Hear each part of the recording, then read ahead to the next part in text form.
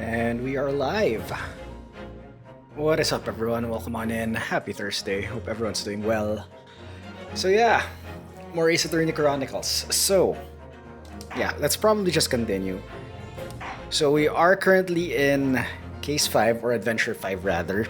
So we've completed the part 1 of the investigation last Monday. Unfortunately, I had to end the stream early then because I was feeling very stuffy and I cannot continue reading on stuff. So let's continue this. Hopefully we could finish the investigation phase tonight and at least start the trial, but who knows? We all know that the last cases in each game are very long ass ones. So yeah, Adventure 5 Part 2. Let's do this. Let's do this. Ah. Alright, 15th April, Baker Street. See? That's why I ate grown-ups. All they do is feed you a pack of lies and take stuff away from you. Oh really, Miss Lestrade? Tell me, is that overcoat keeping you warm? What? Oh my, surely you were given that. Yeah, the D let me keep it after I looked daggers at I'm long for enough. It went through the pockets and then said, go on then, have it, before telling me to scarper. Always pays off, giving people a look like you ate them. I can't help feeling that it's going to get you into serious trouble one day. What I really wanted was this nice shiny disc, mind. The music box disc. But Mr. Windybank said it was practically worthless. Really? Oh my god. Really? Really, controller?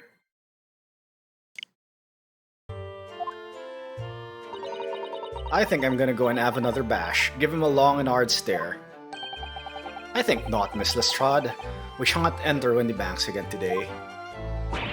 Why not? That's not fair. It can't be helped, I'm afraid.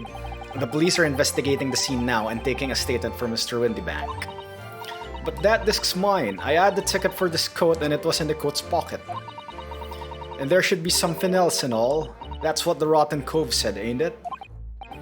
Yes, he did mention something about another article, didn't he?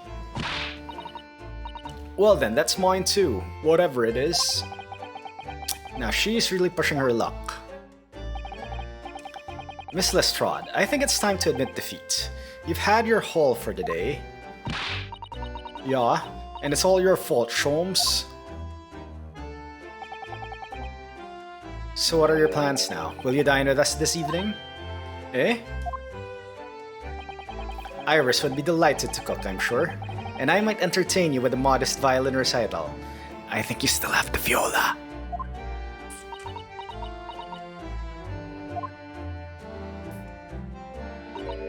No, Ta? Oh. Why would I come round your place, eh? Have you lost the head of something? Oh, she's gone. Oh dear, she's gone. Having reviled in me quite unnecessarily, I might add. I can't help wondering if perhaps she might turn up anyway. Interesting. Once she's had a chance to calm down, I think there's a good chance she'll decide to come. Very well then. I'll inform Iris to set a place for our potential guest at the dinner table this evening. And one more thing. I should be glad of your company later too. Sorry? I believe I will have a rather splendid surprise to show you. Oh, how exciting! What is it? You shall have to wait and see, Miss Susato. Until later then.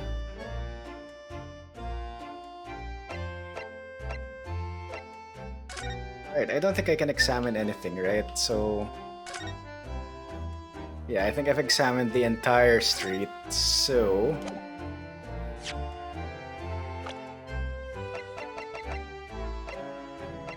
yep. Alright, let's just move. Where do we go to then? Oh, pawnbrokery. We're in Baker Street. Guess let's go to Sholmes.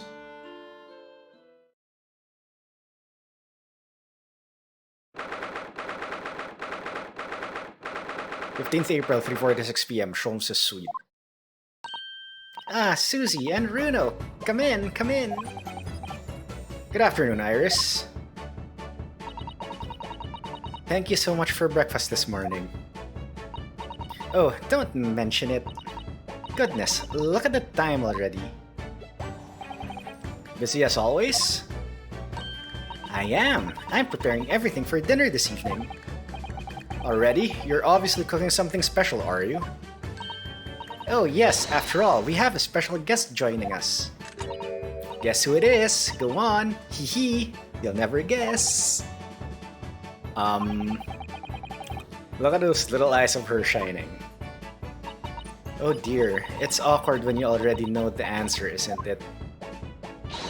It's Ginny! Isn't that exciting? Oh, what a surprise! Yes, that's wonderful news! Jesus Christ, controller.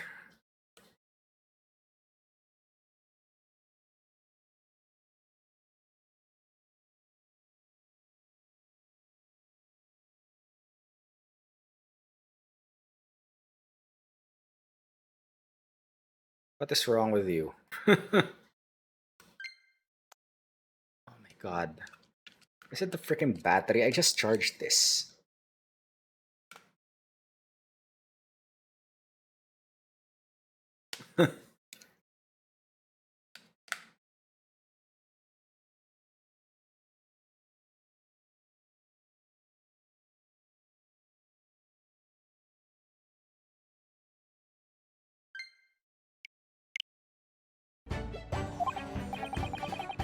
Wow, Ira seems overjoyed at the idea. I can't wait to learn some pickpocketing tips from a real professional. Oh yes, that sounds like fun. I'm not sure that's entirely appropriate, are you, Mr. Naruhodo? By the way, Iris, what's Mr. Sholmes up to?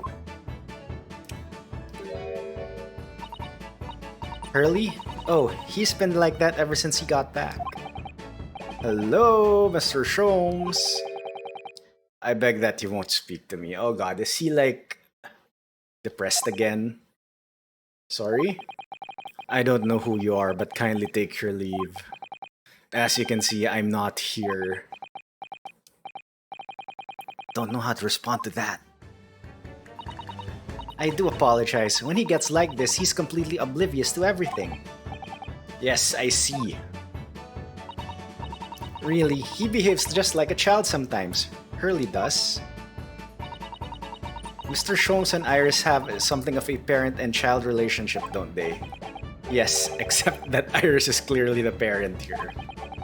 Come to think of it, I wonder where her real parents are. What's the matter, Runo? You have ever such a funny look on your face. Oh no, it's nothing. I know what it is. Why does this girl live here with Mr. Sholmes, you're wondering, am I right? How did you? Hehe, oh Runo, I can read you like a book. Ugh, this girl is dangerous. Don't worry, you can ask me anything, I won't mind. That's it?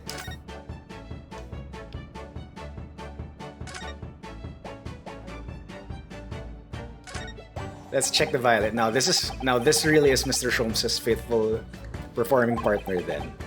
The Stravidar, the Strappy Scar, the Scrapiferius. No, it's no good, it's gone. The Virtuoso's violin that he found in a pawnbroker's and managed to buy for next to nothing. After all we went through to get it back, he's just cast it aside in that chair. I was looking forward to hearing the beautiful sound it makes when Mr. Sholmes plays it. It does look rather sorry for itself there, doesn't it? Although, at least Swagahai hasn't attacked it yet, even if his eyes are saying it's only a matter of time. The cat!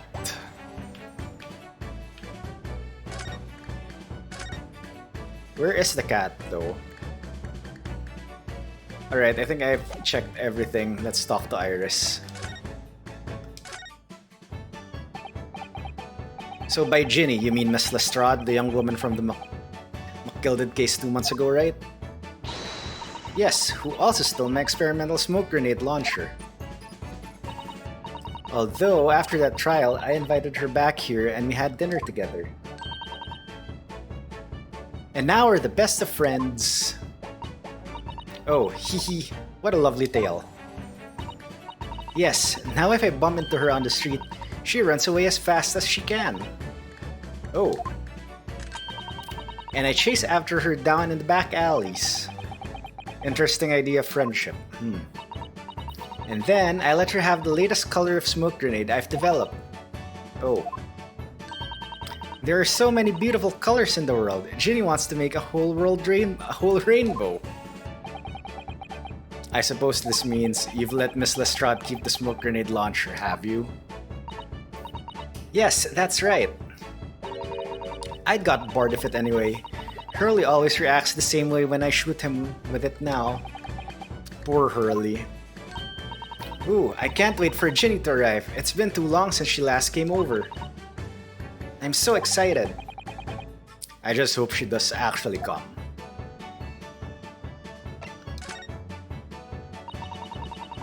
I'm sure you've been wondering why it is that I live here with Hurley, haven't you? Well, it has crossed my mind. That and where are your real parents? My mommy and daddy aren't with me anymore. Oh, suddenly it becomes serious. Mommy passed away when I was born. And at around the same time, my father... Well, he had to go to a faraway land because of one of the cases he and Hurley were working on. Oh, wait a minute. Did you say he and Hurley? Yes. Daddy and Hurley were always solving mysterious cases together. She didn't mention that before. He wrote them all up in his diaries. That's what's in the metal chest over there. Really? He recorded them all? So, you mean it's true? Mr. Sholmes really did have a partner with whom he had tackled some of his most taxing cases? Oh yes, I mean it's always nice to have one, isn't it? So Mr. Sholmes' partner was your father? Exactly. Hurley told me I wasn't allowed to look in the chest, but that only made me want to look even more, so I opened it up. And found your father's memoirs? Yes, so I asked Hurley, who wrote these? He nearly fell off his chair. But then he told me that's when I found out that the author of all these accounts was my father. So Iris's father was Mr. Sholmes' partner.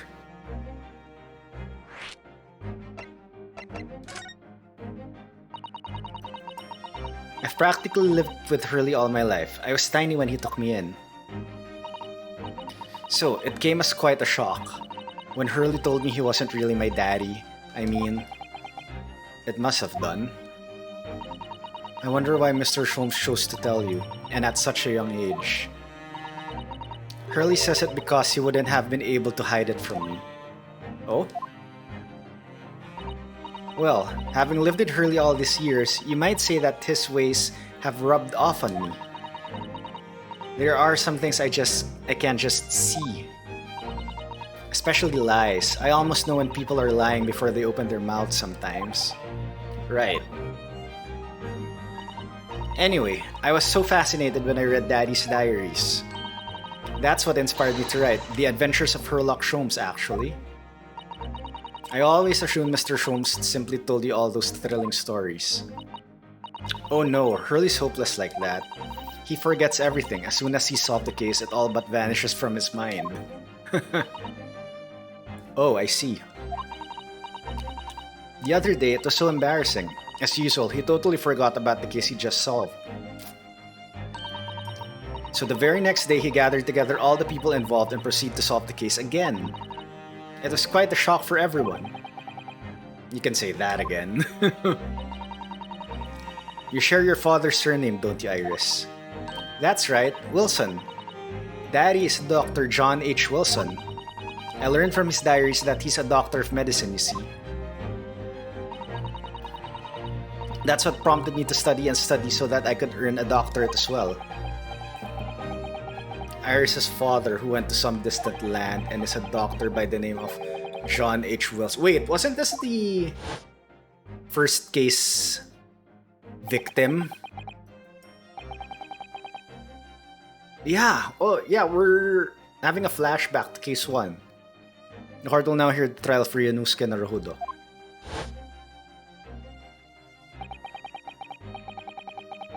Kindly state before the court the name of the victim in this case. The victim's name was Dr. John H. Wilson. Holy crap, that's Iris's father. That's right, visiting professor of medicine at Imperial Yumei University. And the man who, in the most bizarre of circumstances, lost his life just before we left Japan.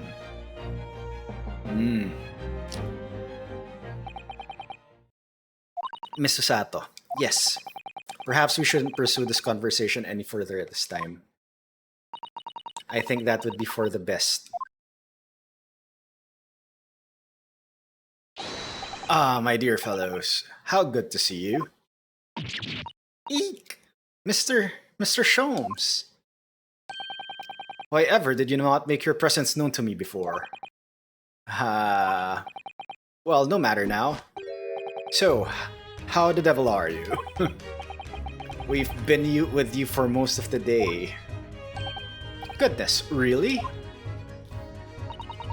Do tell me, Mr. Sholmes, is your violin unscathed?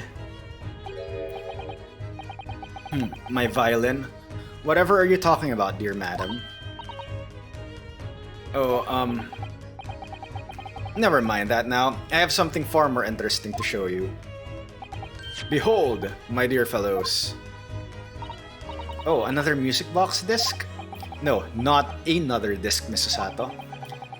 This is the one Gregson demanded we hand over as evidence, Mr. McGilded's disc. Oh my. Then what's it doing here? You know, at times, Mr. Naruhodo, I think that though I have an undeniable turn for detection. I may well be even more adept at larceny. So you stole it. Ooh, that would be wonderfully exciting. I'd be your pickpocketing assistant. And Runo could be our go-to lawyer if we ever got caught. Right. Plus, Susie has such beautiful handwriting, she could write all our menacing crime notifications. Yes, I'd be delighted. I'm just going to pretend this conversation never happened, I think.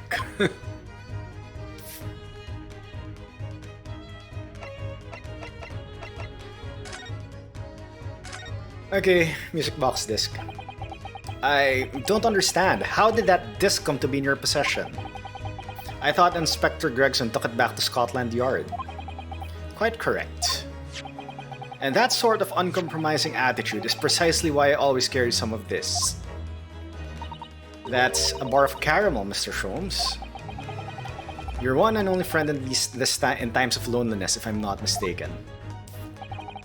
If you will humor me, my dear fellows, cast your minds back to when the good detective confiscated the disc.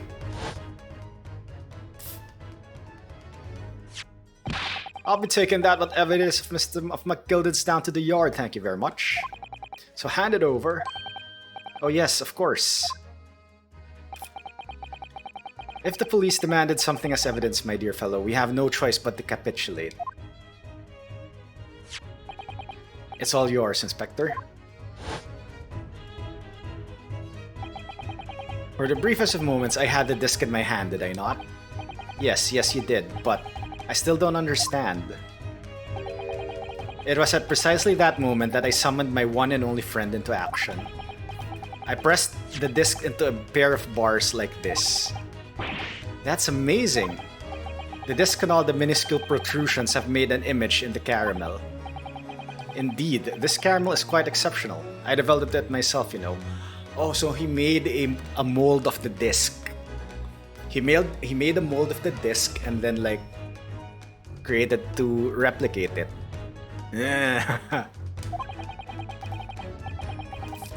Suitably soft for making impressions but resistant to melting, the result of a precisely controlled solution. How extraordinary! Carrying a pair of these on one's person frequently proves very useful indeed. Take a house key for example. A simple press and its unique form is duplicated. I can enter anyone's property at will and never without high sucrose nourishment. Yo, Coburn, what's up? Thank you for the 3 stream streak. How are you doing? Welcome on in. That's almost a year. It is. I have no concept of time as of the moment. How are you doing? Welcome on in.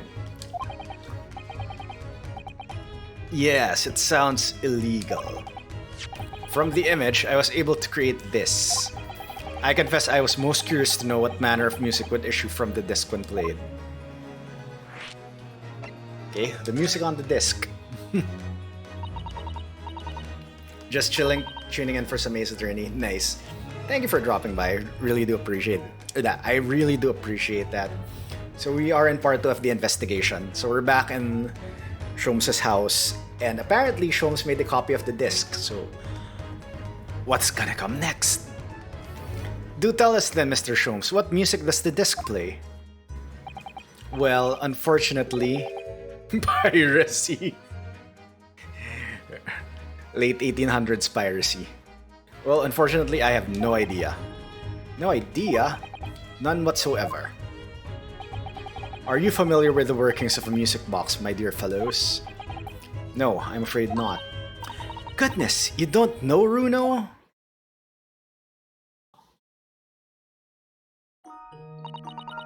Inside the music box, there's a special metal piece called a comb. That's what produces the sound. Small protuberances block the different teeth of the comb as they rotate past it, making the different notes. The first music box is to be invented using a rotating cylinder with protuberances on it.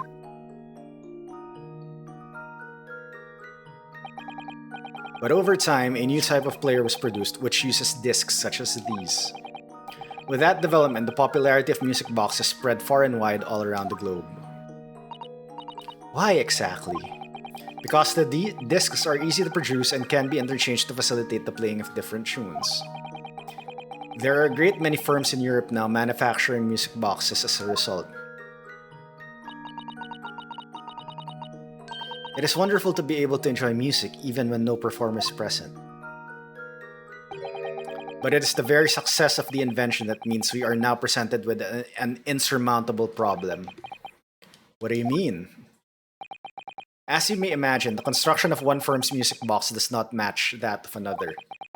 And we have no way of knowing in which music box this particular disc was designed to be played. There's no resolution to this problem, I'm afraid. It's quite intraceable. Ah, I see. So that's why. Naturally, I tested the disc in those few music boxes I have at my disposal. But as you can hear, to no avail.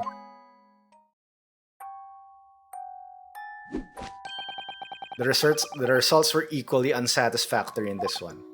So, I am presently engaged in acquiring an example of all the music boxes ever made in Europe. Every single one? That's early for you, always taking things too far. But my dear girl, an unsolved riddle is quite repugnant to my constitution. But surely all the different types in Europe will amount to a huge volume of music boxes, won't it? Yes, that is certainly true. In the worst case, I shall just have to ask you to vacate the attic room. What?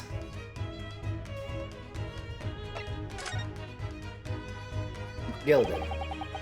Magnus McGilded, not a name I expected to hear again so soon. Yes, it's only been 2 months since that Grisley case. Grisley? Mr. McGilded perished within hours of the trial's conclusion. Was it the curse of the Reaper? No one knows till now. The omnibus was reduced to a pile of ash, not a shred of evidence remained. And with the man's death, the truth about the murder in which he was so intimately involved was buried.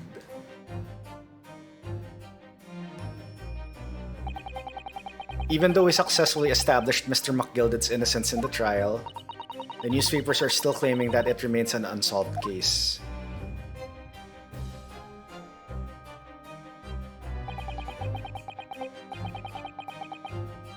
The murder of the brickmaster, Mr. Thrice-Fired Mason.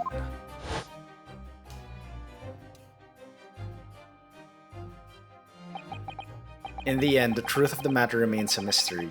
We still have no idea what really happened that night.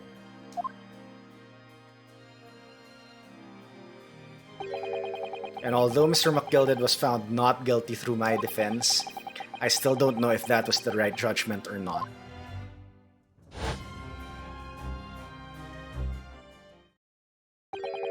It would appear the case is not yet closed.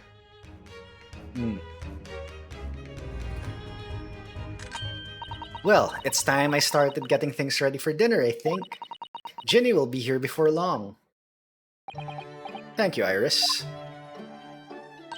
Oh, well, you must let me help you then. Of course, Susie, there's plenty to do. I think I shall investigate the condition of my faithful performing partner. Now then, where did I leave it? Let this be a lesson to you, Mr. Sholmes. Never leave anything too precious with the pawnbroker. Yes, you may be right. Oh, that reminds me of something Mr. Windybank said before. He said that he had a manuscript of Iris's and Pawn, didn't he? Did he? Yes, he definitely mentioned it.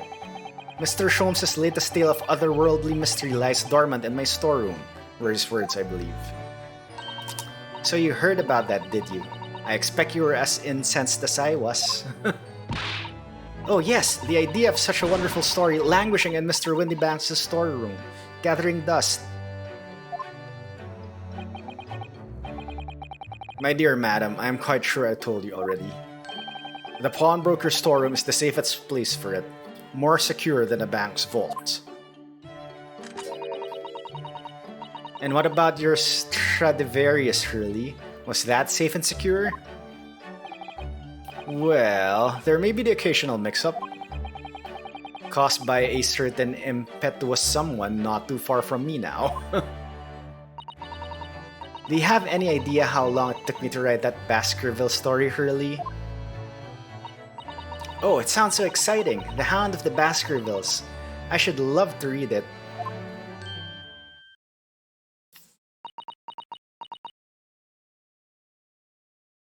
Why are you shocked?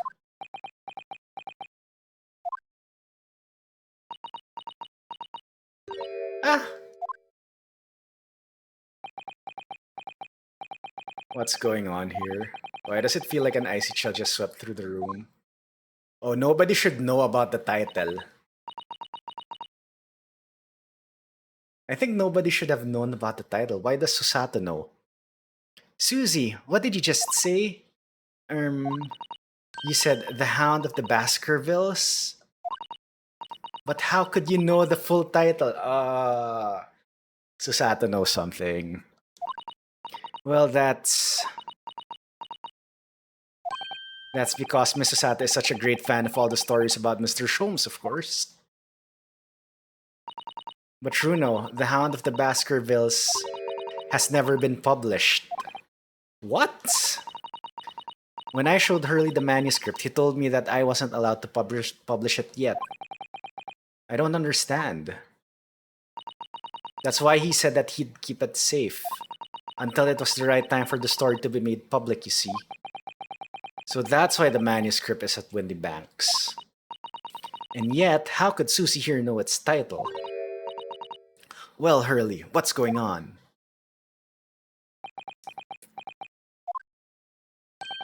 Ah. What is it, Mr. Sholmes? It would appear our guest has arrived. Ah, come on. Come on, Gina. Miss Lestrade. This was a bad idea. I knew I weren't welcome. I'm going. No, wait, Miss Lestrade. We've all been eagerly awaiting your arrival. Haven't we, Iris? Oh yes, just wait there, Ginny. We'll have everything ready in a jiffy. Come along, Susie. Right, of course. It's a pleasure to see you here, Miss Lestrade. Please make yourself at home. They're gonna have a talk in the kitchen. Don't stand in the doorway, my dear girl. Come along in. What say you to some Mendelosson? I won't take no for an answer. Meddlesome it is then.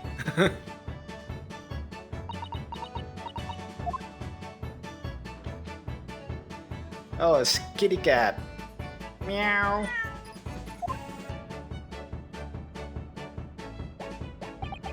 That evening, Iris prepared a solid meal that was even more delicious than usual. Mr. Sholmes' violin performance was in no way meddlesome, and Gina, as we came to call her, taught us all how to steal things from one another without being noticed. Everyone thoroughly enjoyed themselves well into the night. What?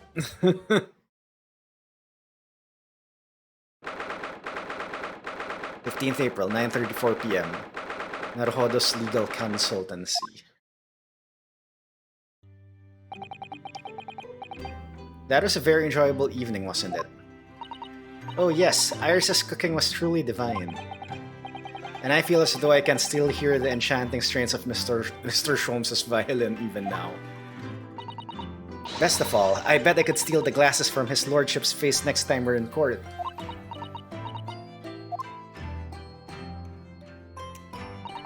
Naruhodo-san, could I consult with you about something? I wonder. What's the matter, Susato-san? It's about the telegram I received. Ah, the one that arrived first thing this morning, I suppose. I've been summoned. What? Summoned? What do you mean? The telegram is from the Lord Chief Justice's office. Lord Strongheart has asked to see me. The Lord Chief Justice? When? Tomorrow morning. What? Then we have to start preparing at once. Oh no, that won't be necessary, Naruhodo-san. I've been summoned alone. Alone? What on earth for? I have no idea. I suppose I shall find out tomorrow. What's all this about? Whatever it is, it's making me feel very uneasy. Knock knock. Oh, who could that be, I wonder? Good evening, friends! Ah, Iris, hello again.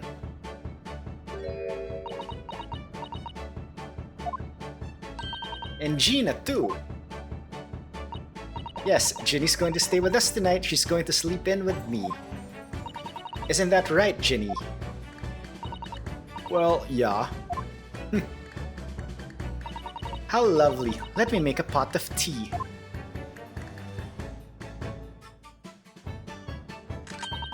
You know, I've learned so much today. Oh, what in particular? All those things Ginny showed us, wasn't it wonderful? You mean all those pickpocketing techniques? We had fun trying them out on each other, didn't we? I think I've awakened a natural talent. I could earn a living from it. You might be getting ahead of yourself a little there. So, what brings you up to our humble quarters at this late hour? Well, you see, I came to return this. Wait, what? That's mine! Wait, I still have the armband. Oh my, however did you? I told you, didn't I? I have a natural talent for it. Oh yes, I'd forgotten. Iris literally is a child genius. So anyway, here, you can have it back. Not that I really understand why you wear it though. Ah, thank you.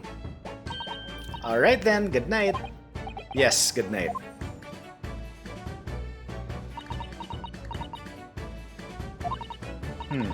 So this is your office, is it? What do you think, Ginny? I think I wouldn't fancy me chances with a lawyer what lives in a place like this. Yes, me too. It seems as though Iris here still has something she'd like to talk about. I suppose she probably wants to talk about the manuscript. Yes, I suppose she probably does.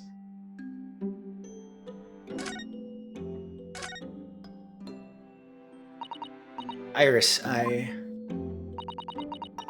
suppose you're hoping to talk about the manuscript, aren't you?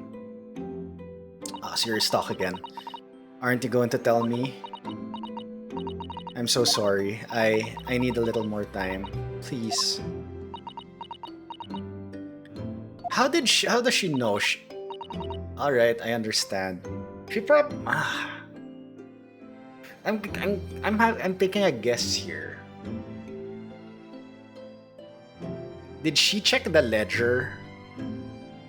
Maybe she checked the ledger, or she sneaked down to like find the manuscript. I don't know. I hope I haven't made you feel awkward. Oh no, not at all, Iris, not at all. I don't know what all is this about really, but it's a story you made up, is it, Iris? This mantle script or whatever you call it? It's not exactly a story that I made up. It's something I read in Daddy's diaries. Daddy's? That's right. I don't suppose I've mentioned it to you before, Ginny, but my daddy was Hurley's assistant once, his partner. Eh? They solved all sorts of strange and mysterious cases together. Is that right, mister? Apparently so. I was as surprised as you are, though. And Daddy wrote all the details of every single case down, you see, in his diaries. So I study them and write my stories based on what actually happened. So, where's your old man now, then? He had to go away on urgent business to a faraway land, and he'll be gone a very long time. So I've never really met him. She doesn't know, like, oh my god. Come to think of it, I don't know anything about Gina's parents either. Perhaps we should ask her. Let's ask her later. Hound of the Baskervilles. Iris, this Hound of the Baskervilles story. I take it that it's another tale inspired by your father's accounts? That's right. I thought it was fascinating. But it's different somehow. From the other cases, I mean. Oh, how? I don't really know, but it must be special in some way. Because after I'd written it and I showed the manuscript to Hurley, he turned as white as a sheet. It was the first time I've seen him like that. It pains me to have to say this after you toiled over it for so long, Iris. But this story must not be published at this time, under any circumstances. But why not? It's one of my best works. I'm not at the liberty to say, not now, so please, do not ask me. Alright then, I won't. But I do solemnly swear that I will explain everything one day, Iris, when the time is right. Oh, some deep lore here. And that's how the manuscript came to be with Win the Bank, isn't it? Yes. Hurley said it had to be somewhere very safe. That really gets my goat, that does. He's treating you like a child. It's mean, that's what it is, keeping secrets like that. I'm sure Mr. Sholmes isn't trying to be mean. Eh? If he said he wasn't at the liberty to talk about it, I'm sure there must have been a very good reason. Yo, Oni, what's up? You wanna learn but you're planning on playing this after Yakuza 8? Welcome on in, how are you doing? Yeah, this is the last case of the first game in the Ace Attorney Chronicles. So hopefully we can get through it. Hopefully by next week, because I did get Ace Attorney 6. I mean, the Apollo Justice Trilogy, and I plan on playing Ace Attorney 6 after I finish the first game here. So, yeah. How are you doing? Hope you're doing well. You lot are too trusting for your own good. But I can't pull the wool over my eyes. Sholmes is lying to Iris. I bet my life on it. What? Hurley's lying to me? Okay, she's a bit preppy now that...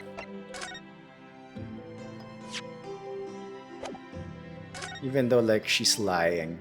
He's lying, rather. Bruno, what are you doing? Look, I'm not gonna steal nothing, alright? It's all junk anyway. Charming, I suppose I should engage our guest in conversation, really. Okay, talk to Gina.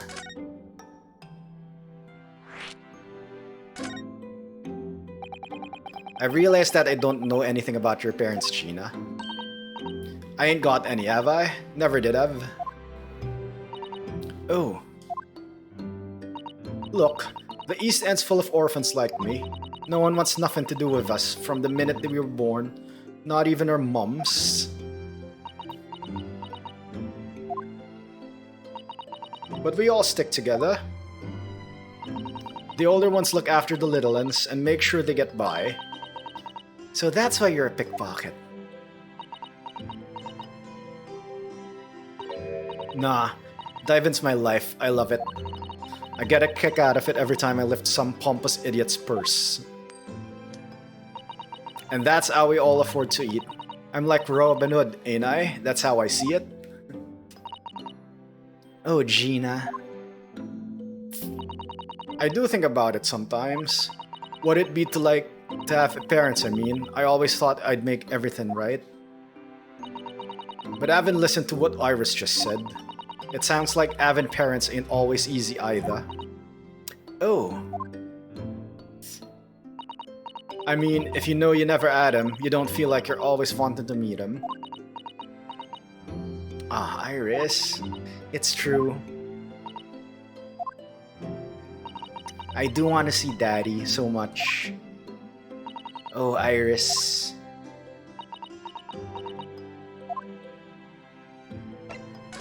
Sholmes is lie. Gina, what did you mean when you said that you know Mr. Sholmes is lying to Iris? Well, you reckon he popped that mantle script or whatever, right? But come on, that's obviously a load of rubbish. Oh my, why would you think that, Gina? It's simple. If that story was really in old Wendy Banks' storeroom, there's no way someone from halfway around the world, in other words, you, could know about it.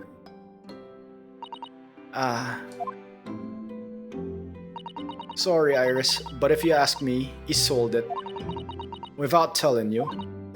But Hurley would never do something like that, I'm sure of it. Huh. Oh, did Susato buy that? Grown-ups do a lot worse than that, believe me. Barefaced liars, the lot of them. You just ain't realized it yet.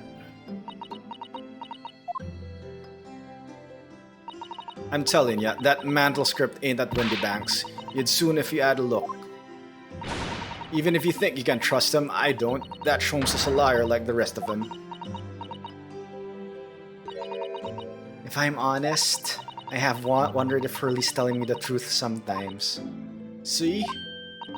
Oh, but I don't mean that I think he sold it. I mean that I sometimes wonder if he might have hidden my manuscript somewhere I don't know. Even though it's wrong of me to doubt him. Don't be too hard on yourself, Iris.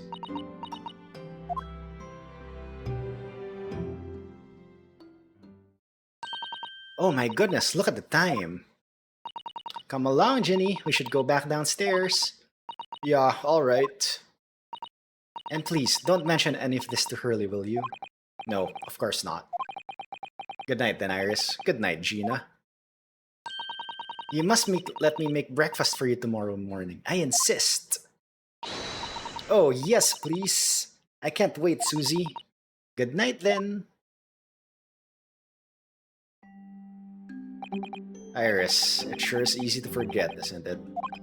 Sometimes she speaks just like an adult, but deep down she's still just a child. Well, I think it's time that I turned in for the night too, Naruhodo-san.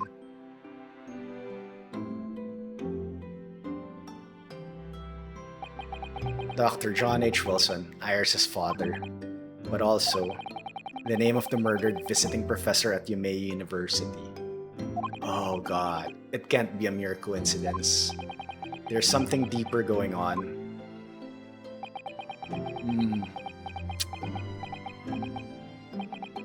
Dot dot dot dot dot dot dot.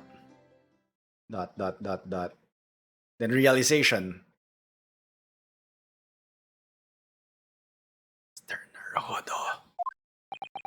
Mr. Naruhodo. That voice, that's Mr. Sholmes. Okay, what are you doing here? What's going on in the middle of the night? It's Miss Lestrade. She's gone. Gina? She was supposed to be sleeping in Iris's room, but her bed is empty. Well, she's an independent young woman. She probably decided to go home, no? I think not. From speaking to her before she retired, I received the distinct impression that she was looking forward to breakfasting with Miss Susato. No, I don't believe the girl has gone home, but I've been waiting for over an hour now. Over an hour? Oh. If you'll indulge me, look out of the window, my dear fellow. What's this about?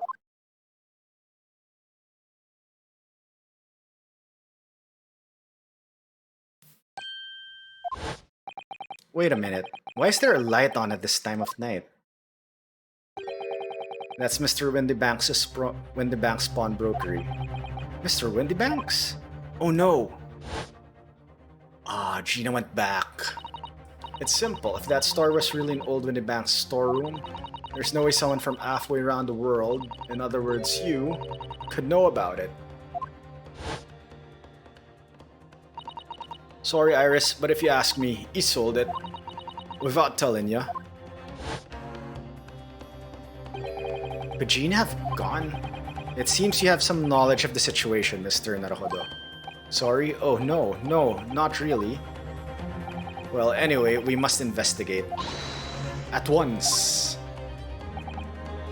Mr. Sato. Okay. 16th April, 1:14 a.m. Baker Street. The door to Windybanks, it's open. And the lamp is burning. It must be Gina, mustn't it? Let us hope it's nothing more sinister. What? Come, there's not a moment to lose. Clearly something is afoot inside.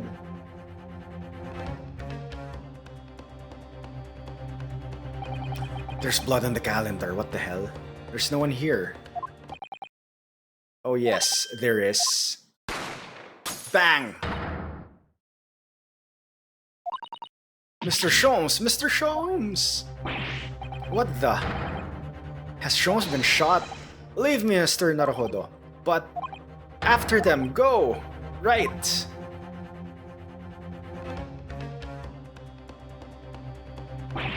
Blast, I've lost them. Hello, what have we have here? The alarm was just raised from the pawnbroker, sir. Would you know something about that? Officer, come with me. It's my friend, Mr. Sholmes. He's been shot. Shot? With the policeman close behind me, I ran back to Windybanks.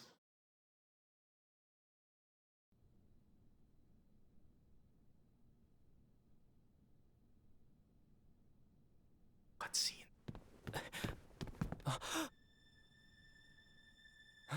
Mr. Sholmes! Mr. Naruhodo! How bad is it?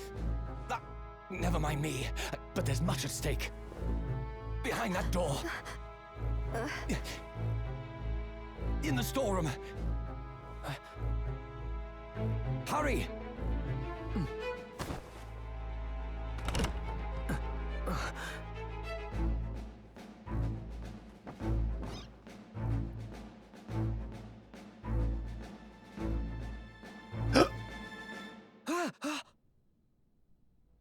He's been shot.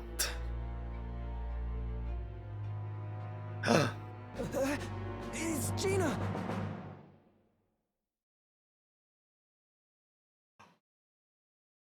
Oh, holy crap.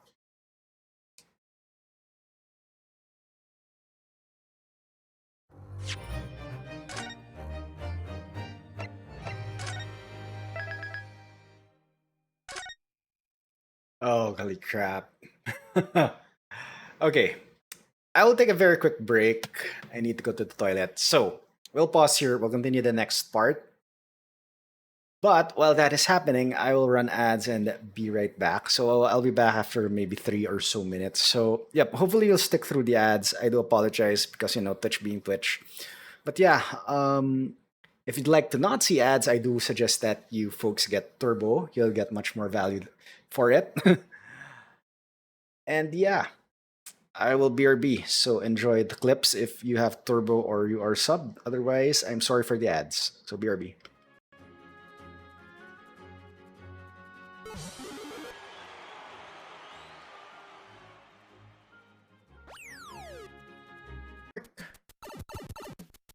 CP1 or feet pics. Obviously, we have to go for the feet pics, right? We have to go for the feet pics. Well, time to panic roulette.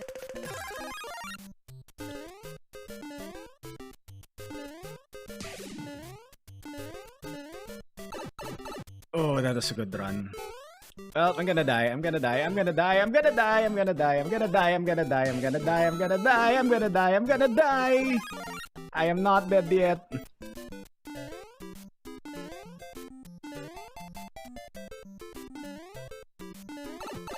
Just go, just go, just go, just go, just go, just go, just go, just go, just fuck. Same. Same fan.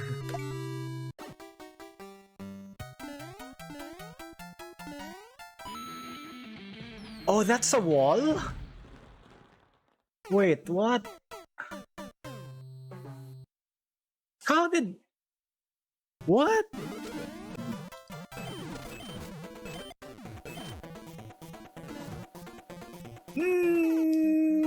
That's not the wall.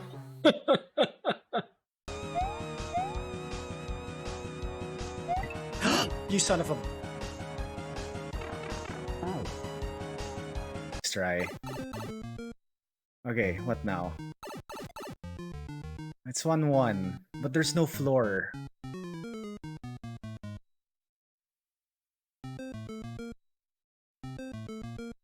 YOLO! Oh my god, that's so simple, simply stupid, but it's so funny.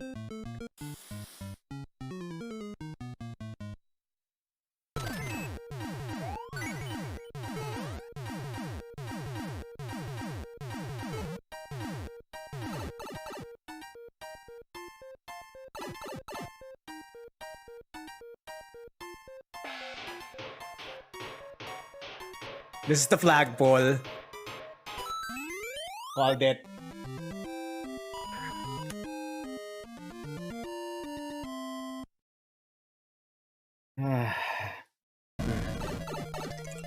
Oh my god, there are still bills.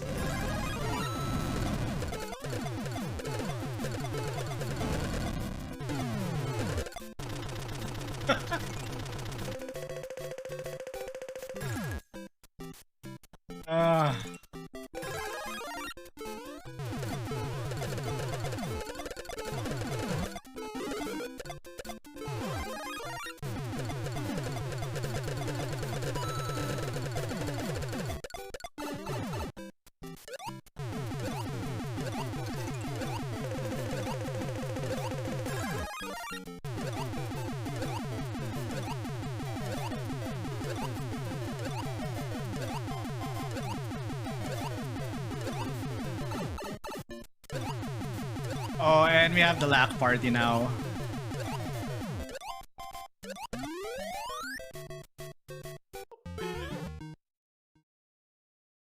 And we back. What is up, everyone? Welcome back. Alright, investigation part 3. So, that was probably a filler part of the case. I don't know. Let's do this. So apparently Winnie Banks has been shot.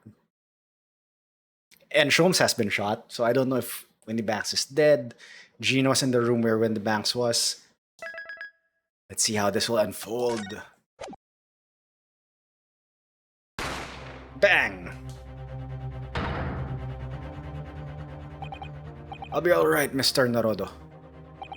After them, go! Behind that door in the storeroom. Hurry!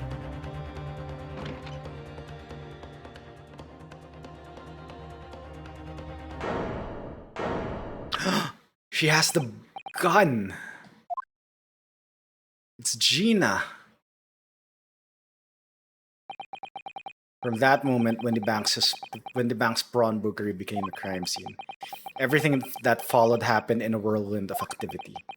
The arrival of the police, the preliminary investigation of the scene, and the questioning. It was just before dawn before I was allowed back to my lodgings at 221B.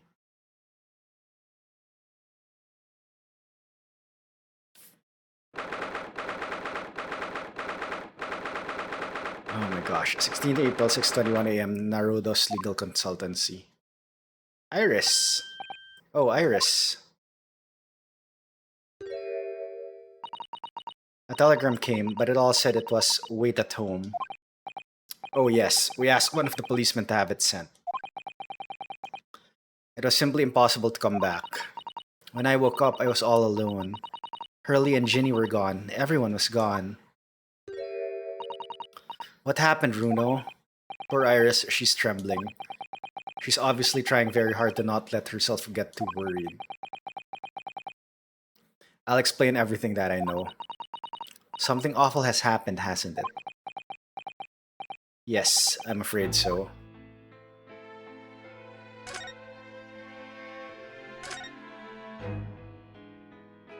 I can still read the telegram, can't I?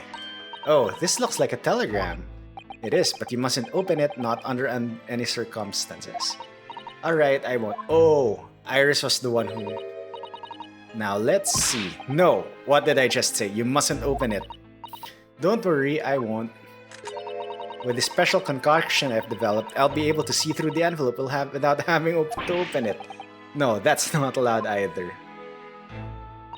Oh, but I'm sure it's something important. Little geniuses sure can be mischievous. Mischievous? Spring at last, and the weather is warmer now, but I love the smell of the fire and the steam rising from the kettle. Oh, how about some tea, Runo? Thanks, Iris, but I'm alright for now. With the green tea Susata-san makes me from time to time in Iris's unique herbal infusions, this place is paradise for a true tea lover. If you're sure, you know I always have plenty whenever you're feeling thirsty. Okay, I want to see the spade versus shovel argument here.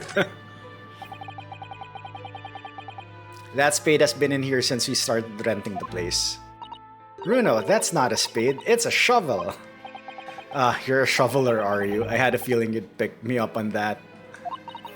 Oh no, a pick is something else entirely. Now I've dug myself into an even deeper hole. Okay, fine, let's talk with Iris. I'm sorry to have to tell you this, Iris, but Mr. Windybank is dead. He was shot. We discovered it in the early hours of the morning. Oh, yes, I had a feeling. You did? Well, I saw all of those police carriages pulling up outside his shop. So I knew something must have happened there. When we entered Windybanks in the small hours, we disturbed a gang of 2 thugs. They ran out onto the street and I chased after them, but they got away. So, it was one of them who shot old Mr. Windybank, I suppose. I don't know, but that's not what the police believe at the moment. Oh, why not? They've arrested someone else as their prime suspect, you see. Gina. Ginny? But why? Well, the thing is... No, Ginny wouldn't do something like that. I know, none of us think she did it. Then why have they arrested her? I'm sorry, there was nothing I could do.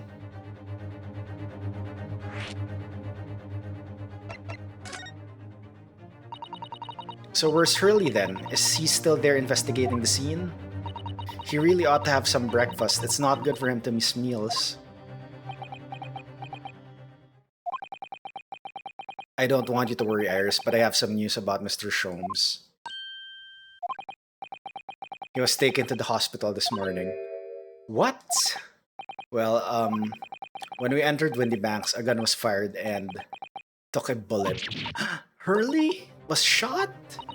No, no. It's alright. His life isn't in danger. Really? Are you sure? Where is he? Which hospital? He's at Saint Sinner's. They're tending to him there. Oh my god, Saint Sinner. I must see him at once. I'm sorry, Iris, but you can't. Why not? That's not fair. I'm a family member. I should be allowed. No, I mean, nobody can see him at the moment. He's not allowed any visitors. They're preparing to operate, you see. To operate? Oh, poor Hurley. Injured Sholmes. It was the two thugs who were in Mr. Windybank's shop. They shot Mr. Sholmes when he disturbed them, you see. It was pitch black inside the shop at the time. My mind went totally blank, I'm afraid. I just froze. After them, go! After that, I ran out into the street, but... well, they were long gone. I shouldn't have hesitated. I'm so sorry, it's my fault. I let them get away. I think that's a very good thing. Sorry? Well, if you'd seen which way they went and chased after them, you might have been shot as well, Bruno. On top of everything else, I couldn't bear that. Oh, Iris. Where's Susie, Bruno? She's still at the police station. Oh, why? I expect she's still being questioned. The police said they wouldn't be finished for a while. Why aren't you there then? Well, I didn't get a good look at the criminals anyway, so they weren't questioning me for long. And Miss Osata stayed behind at the scene to tend to Mr. Sholmes, so they didn't get started until later. Ah, I see. Besides, one of us had to come back to be with Iris. I'm glad Inspector Gregson agreed to me leaving early. You should have let me know and I would have come to the station.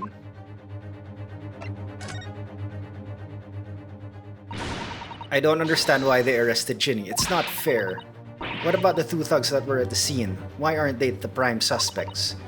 After all, they shot Hurley dead, didn't they? No, I mean, Mr. Sholmes isn't dead, Iris. This is all so horrible. The thing is, Mr. Windybanks was found on the floor in the storeroom where he keeps all the deposited articles. And the storeroom door was locked from the inside. I see. But he wasn't alone in there. Gina was found next to him on the floor as well. Oh no! And according to the detectives who investigated afterwards... Don't tell me, there was no one else in the room? Yes, exactly. How did you know? It's the only explanation. Yes, the only explanation indeed. What do you mean by that, Bruno? Well... what can I say? I'm damned if I agreed, damned if I don't.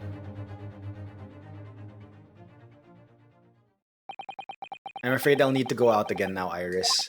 There's not much I can do at the moment, but I can at least try to find out how Mr. Sholmes and Gina are getting on. I want to go too. Take me with you, Bruno. I can't stand just sitting around here waiting. I'm not sure how I feel about taking a 10-year-old child to the scene of a murder, but I don't want to leave her all alone here either. Alright then, Iris. Perhaps you can help me? Oh yes, I'd love to. Gina's at the prison. Mr. Sholmes is probably in his hospital bed. And don't forget, we have to visit the crime scene. We need to conduct a thorough investigation. I can see you're ready for action. I imagine Iris would appreciate going to the hospital sooner rather than later. Now can I check the telegram? Probably not. Okay.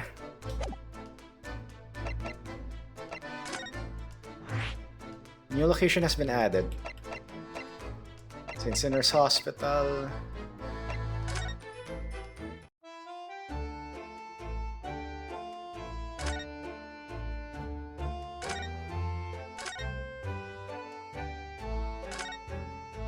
There's still a Scotland Yard carriage outside Windybanks. Never imagined we'd be investigating a case so close to home. Poor Iris, she's very upset by all this. I'm sorry I was there. I should have done more. None of this is your fault, Bruno, so please, don't apologize. But it's the criminals who are to blame for all of this, so let's investigate and work out how to catch them. Yes, you're right.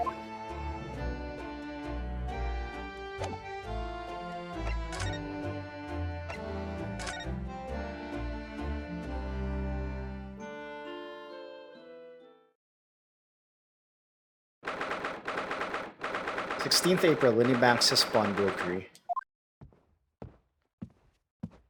Oh, holy crap, this is so animated. This is where it happened then last night. That's right. The two thugs I told you about were obviously ransacking the place looking for valuables. But apart from the policemen in here, you wouldn't know anything had happened. There's no sign of a disturbance. No, you're right about that actually. In fact, if anyone, it's the police who seem to be the ones doing the ransacking. I know what you mean, they're like a gang of organized criminals all dressed in black. Oi, I heard that. Gregson. Yep.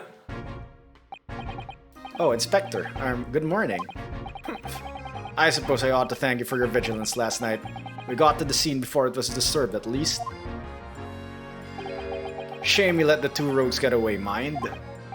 Yes, I'm sorry about that. I thought you'd assigned extra men to the beat around here, Greg, see? Now look what's happened. Hurley's been injured because there weren't enough police on duty. Ah! Your ladyship! No one told you were coming. I expect you to take full responsibility for what happened to Hurley and see he has the very best medical care. Of course, your ladyship. The very best doctors in the capital are tending to him as we speak. And I don't think it's Runo's fault that the rogues managed to get away, is it? Chasing criminals is the police's job. Absolutely, your ladyship. As you say, ma'am, as you say. The gent in black is totally blameless. Everyone's in agreement about that. Would you believe it? He's like a completely different person with Iris. Talk about the personality change. Oh, where are me manners? Are you thirsty, your ladyship? Perhaps you'd like some juice? Some nice refreshing fruit juice? Oh, why? Are you thirsty, Greg C? I have some of my herbal special herbal tea with me if you'd like some. Oh, now he has tea. Glug glug glug glug glug glug glug. Ah, lovely. Ta very much. That really hit the spot, your ladyship. I don't even recognize him like this. He has tea instead of fish and chips. Oh, he has the fish and chips back.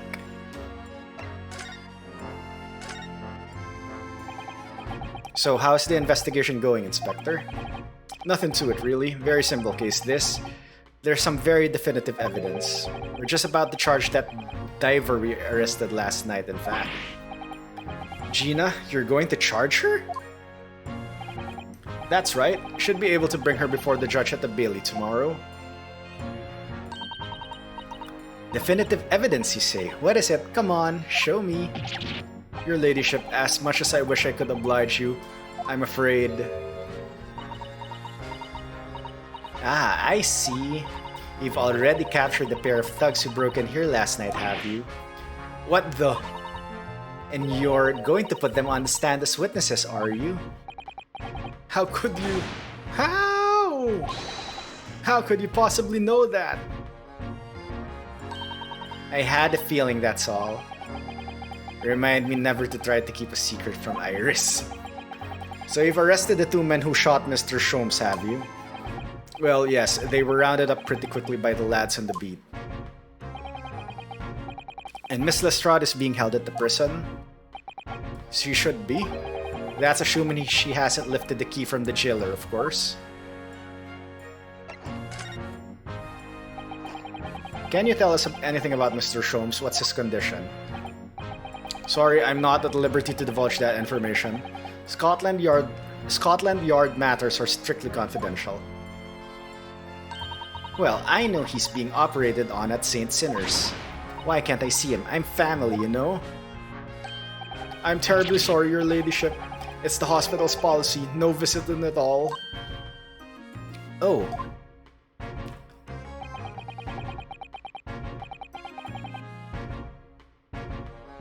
The bullet must have hit an artery in his midriff. He's lost a fair bit of blood. Oh no. He didn't seem too bad in the first hour or so, but a hemorrhage like that is enough to make even the one and only Sholmes pipe down. Mr. Sholmes is a human like the rest of us, you know. Well, anyway, he's having emergency surgery right now. They've got to stop that bleeding. But he'll be alright, won't he? They'll be able to make him better? Oh, of course, your ladyship. He'll be as right as rain before you know it. Really? How do you know? How do I know? Well, because... Of course. Yes, because Mr. Sholmes is such a great detective, that's why. We'd better pray the doctors have a better grasp of what's needed to make someone well again. Oh dear, please don't die, Hurley. I report to your ladyship the moment I hear he's out of the operating theater.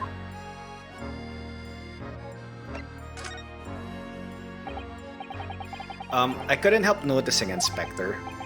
What? Out with it, Sunshine? Well, there seems to be a marked difference between the way you talk to me and Iris. Watch the sauce, Sonny. I'm a copper, and we don't go into favoritism.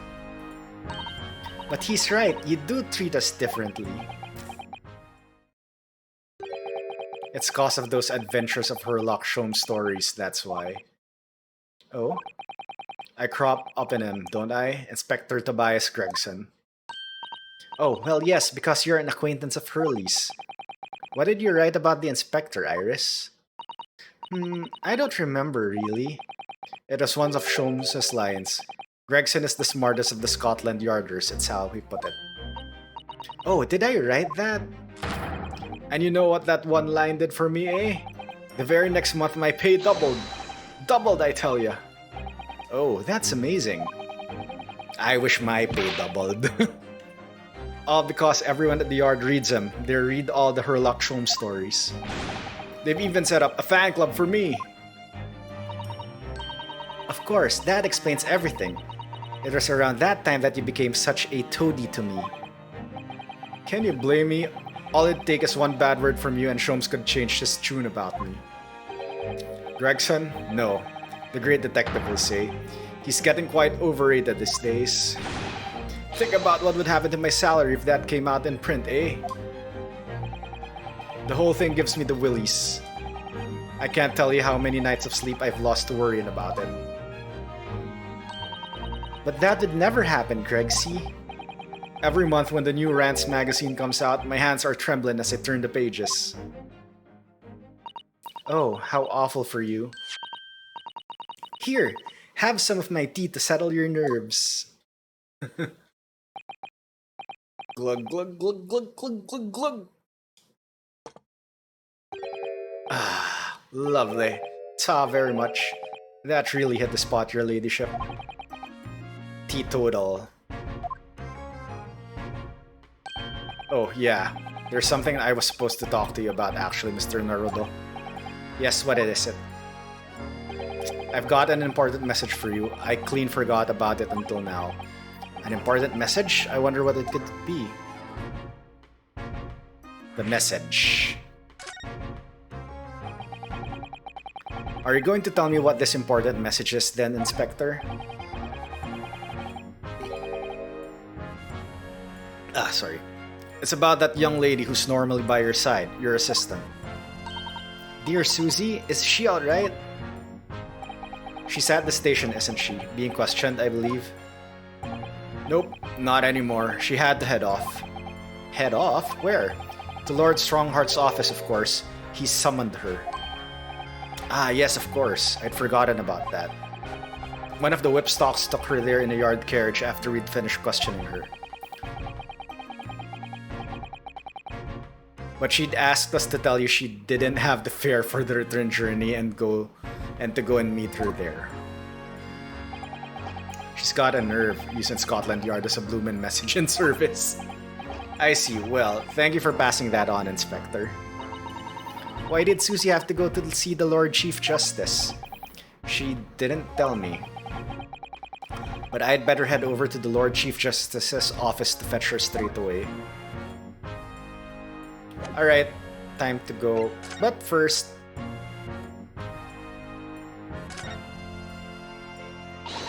Alright then, let's see what we can uncover. Oi, what do you think you're doing, Sunshine? You can't touch anything in here. Oh, but we were hoping to investigate. This is a crime scene, for Pete's sake. No touching.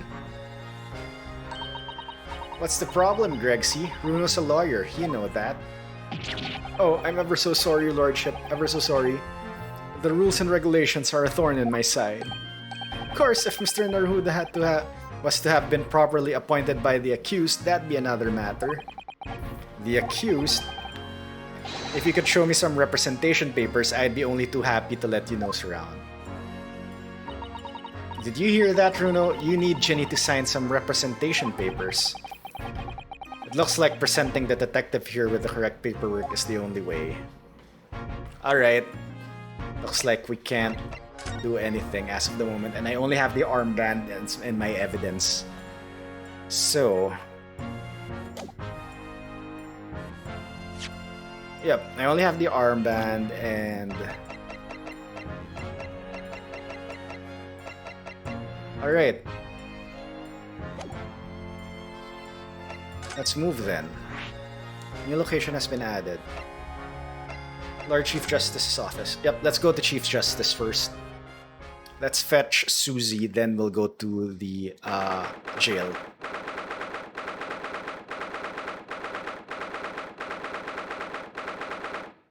"16th April, British Supreme Court, Lord Chief Justice's office." Yes, no matter how many times I come here, I always get the same sense of oppressiveness somehow. Do you think the place is oppressive? I think it's normal. How so? I mean, look at that suit of armor over there. You can't take that seriously, can you? Maybe it thinks the same about you.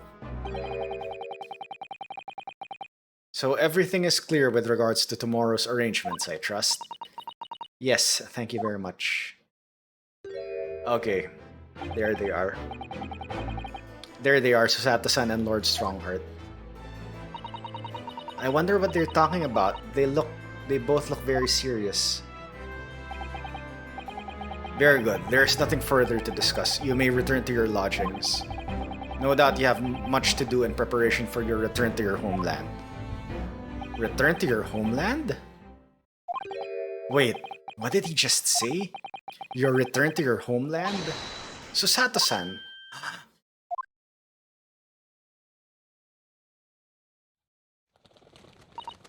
Oh, Mr. Naruhodo.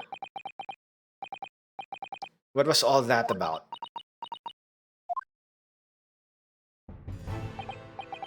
Mr. Naruhodo.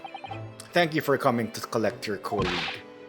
What's this all about? Why were you talking about Miss Susato's return to her homeland? And tomorrow?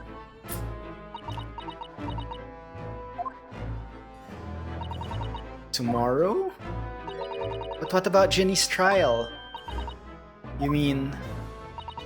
she's been formally charged now? Oh dear.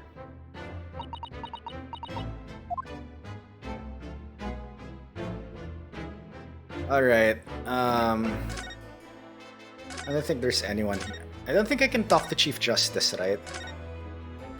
Alright, yeah, let's talk. Returning to our homeland. Miss Susato, what's this all about? Oh, please don't concern yourself, Mr. Naruhodo. It's only me going back to Japan. Your life here can continue just as it has. That's not what I asked. What happened? Why are you leaving? It's my father. He's fallen ill. Oh no! Professor Mikotoba?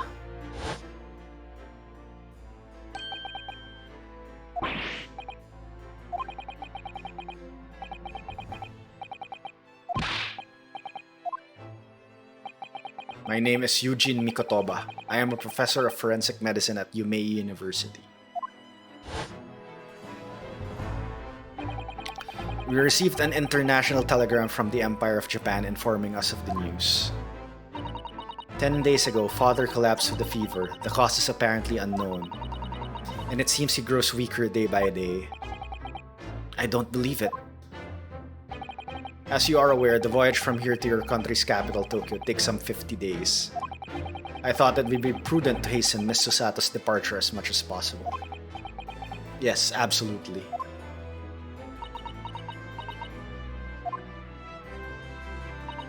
I will leave London first thing tomorrow morning. I can't believe this is happening. Oh no. So Gina has been charged. She'll have to appear in court? Yes, she was formally charged a few hours ago and the date of the trial has already been set for tomorrow. No, not even 24 hours later? Gina, the Lestrade girl and the murder of the Baker Street pawnbroker, yes. An all too conspicuous case. The pickpocket was clearly disturbed mid-robbery and shot the man in a panic. No, the yard is overstretched as it is, without wasting time on these open and shut cases. It's not wasting time. Ginny would never do something like that. Mr. Naruhodo. Oh, yes, Lord Strongheart. In deference of your fine services to date, I shall overlook this young girl's insolence. But I have no recollection of admitting a child into my office. Leave now. Of course, Lord Strongheart. Criminals will tell the most palpable lies in order to evade justice. The police can ill afford the time it takes to unravel all their untruths. Meanwhile, more crimes are perpetrated. We have far more serious matters with which to contend. Serious matters? Didn't Gregson mention something like that yesterday? Yes, Inspector Gregson made a similar remark yesterday. It's no concern of yours, though I'm sure I need not remind you of that.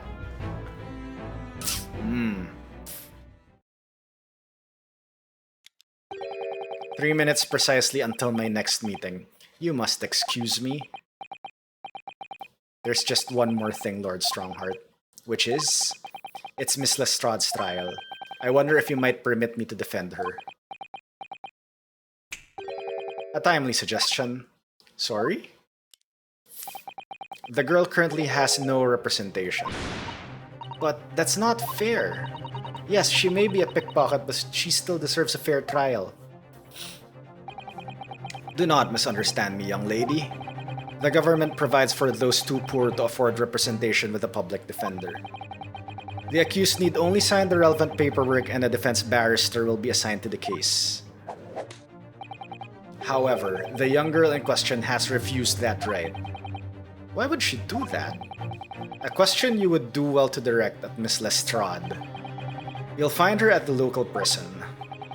Yes, thank you. Now then, it's time I was leaving. Good day to you. Oh, what a day. Gina charged with murder, Susato-san about to leave.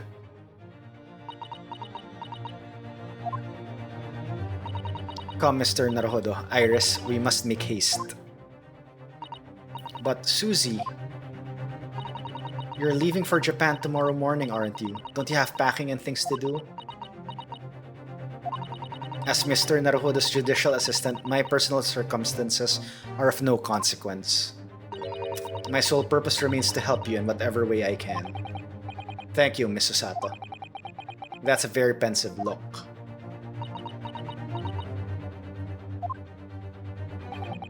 If I'm honest, this has completely thrown me off. I'll just have to do what I can as a lawyer. Okay. Do we go...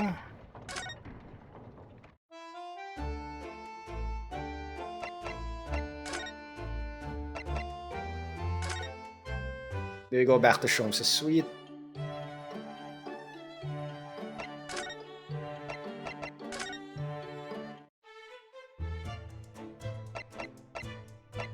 Can I now check the telegram? No, I can't. I still can't check the telegram. Okay, let's go to the hospital.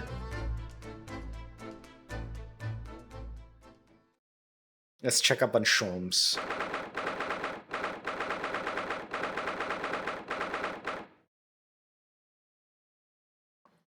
16th April, St. Sinner's Hospital, Ward 3. Hurley! Oh! There's a note. Mr. Sholmes is nowhere to be seen. No, that's strange. The nurse definitely said he was in the bed by the window, but didn't she? Oh, I know what's probably happened. Hurley was being a big baby and the bullet wound wasn't that bad after all, so he's been sent home. I'm not so sure about that, baby or not. There's no question that it was a fairly serious injury that Mr. Sholmes suffered. Oh dear, I do hope Mr. Sholmes will be alright. Hello, hello. What have we here? This ward is off limits, no visiting, so what are you doing in here, eh? Well, I'll have you know, we're Hurley's next of kin. Eh? Oh, well, begging your pardon then, ma'am. A little lady and a curious Eastern pair, the great mystery solver as a mysterious family, eh? If that's how you see us, sure. Where is he, Constable? Where's Hurley? I believe he's currently in the operating theater, ma'am, undergoing an extensive operation. Extensive? It has been several hours since we went in. Oh my. Has there been some kind of problem? Well, it doesn't appear to be working, you see. The anesthetic, that is. No. I've heard a report that the gentleman claims he may have had a little too much to drink last night. Coffee, that is. Ah. Anyway, I think it would be fair to assume that he won't be back here for several hours yet. I see. Thank you, Constable. Perhaps we should leave and come back later. Oh, poor Hurley. Let's examine. What does the note say? I wonder what these are. Do you have any idea, Iris? Oh, haven't you ever seen crutches before? Let me explain. They're for people with leg injuries to help them walk. You hold off one under each arm, you see? Ah, right. I thought they were weapons of some sort. Why would there be weapons in a hospital? I thought maybe a fighter had been injured in a battle contest and been brought here along with his weapons. That's surprisingly plausible.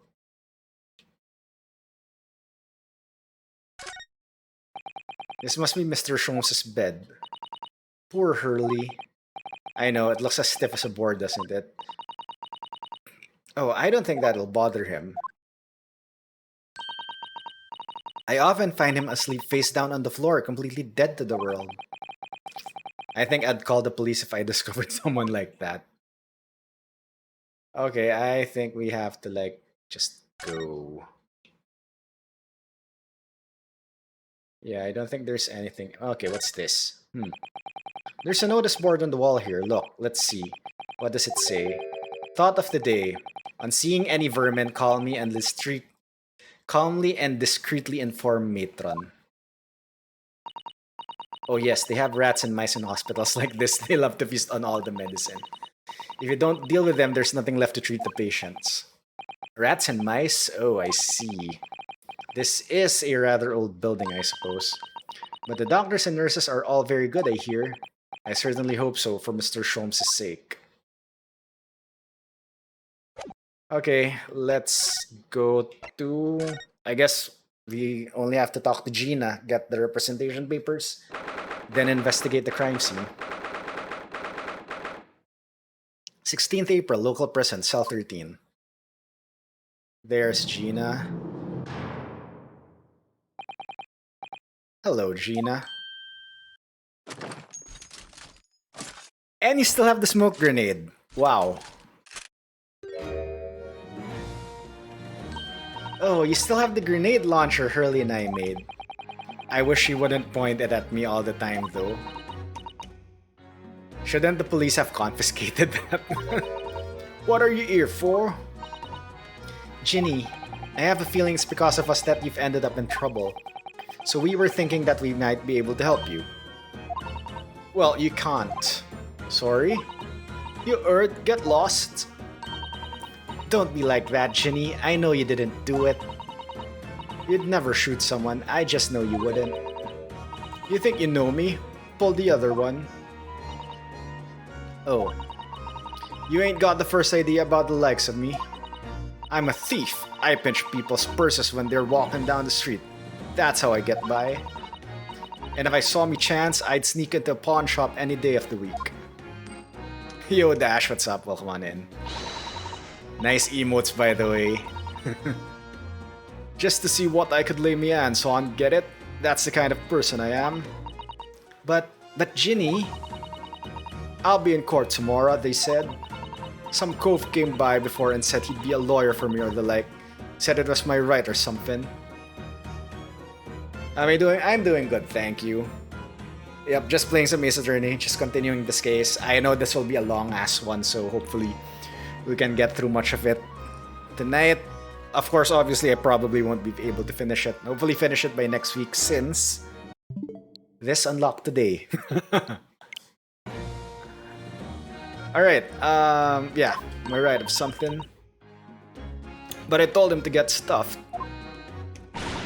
I don't need no lawyer. I don't need no one. She couldn't be staring at me anymore, obviously, if she tried. Oh, and Nip's excited as well. Nice. So yeah, we're gonna play Ace Attorney 6 once that comes out next week. I did a quick peek, and it's quite different from the other Ace Attorney games, or at least, yeah, on how you play things. So maybe if you have time, we'll have a quick preview.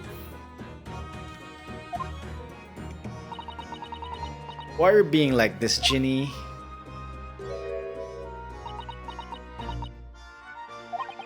Ouch.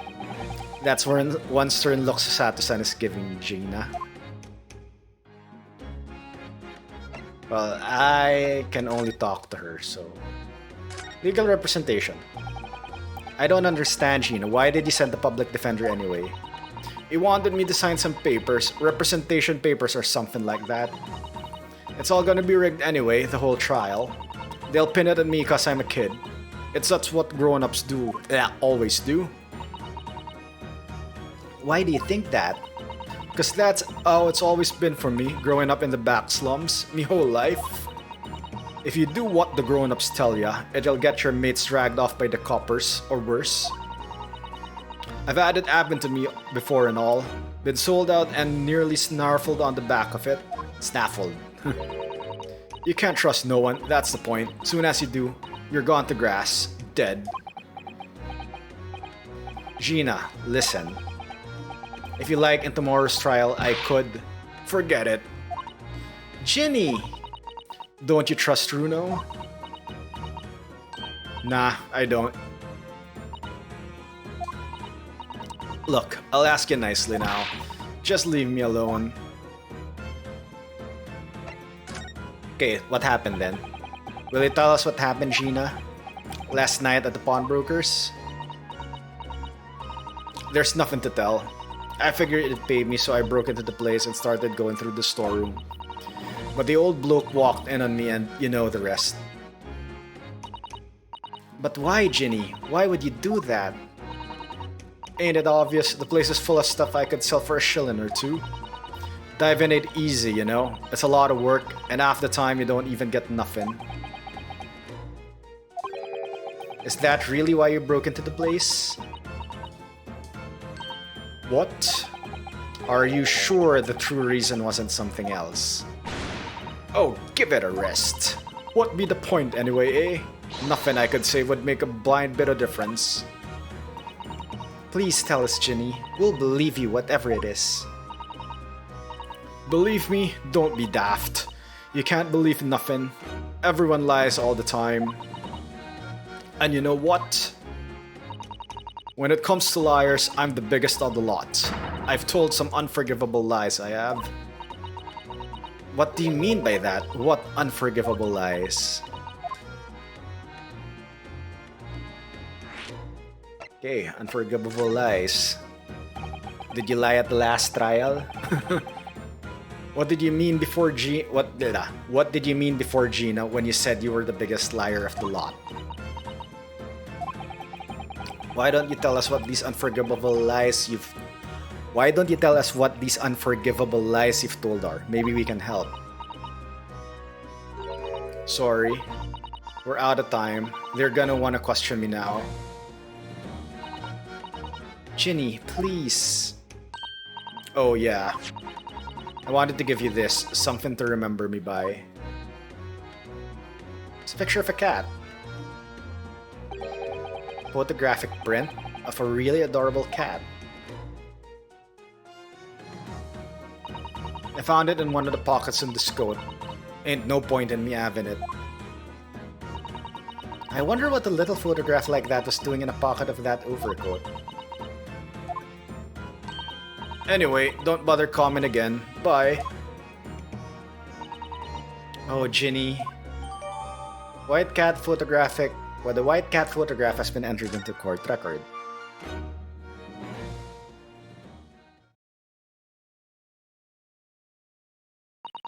Gina, I wonder if you might hear me out. There's something I'd like to say. Okay, I just want to check the photo. White cat photo. Okay, there is something in... What's this? Something. Date deposited, 13th Feb, 1 small box, 10 shillings. 13th April.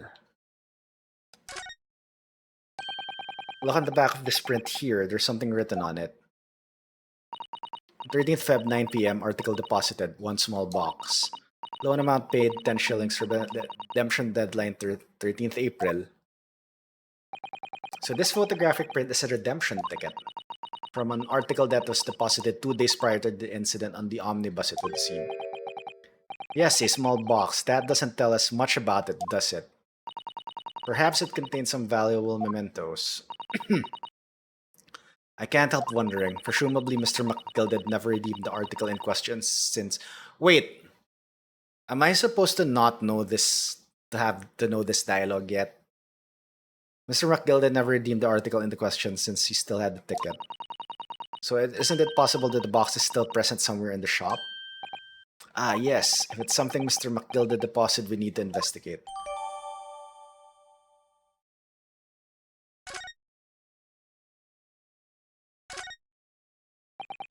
This is an adorable little cat. I think it looks like... It looks a little like Wagahay. I always thought that cats like to curl up inside, under the heated kotatsu blanket when it snowed. Maybe British cats are different. I think I'm not supposed to know that yet, but anyway. What? I'm sorry to say that I must reluctantly bid you farewell. Eh? Farewell? Tomorrow, I must begin my journey back home, to Japan. I fear we may never meet again. Oh, right. I've had the pleasure of meeting so many lovely people here in London. I have so many wonderful memories. And yet, as things stand now, it'll be a glum parting indeed. Poor Iris is so miserable. Susie... Well, that ain't my business. Both Iris and Mr. Naruhodo believe you to be innocent, Gina. They've put their faith in you. But somehow, you can't find it in your heart to put your faith in them. Yeah, that's right, I can't. What of it? It grieves me greatly to have to say goodbye to my friends when they are so clearly unhappy. Because of you. What? It's my fault?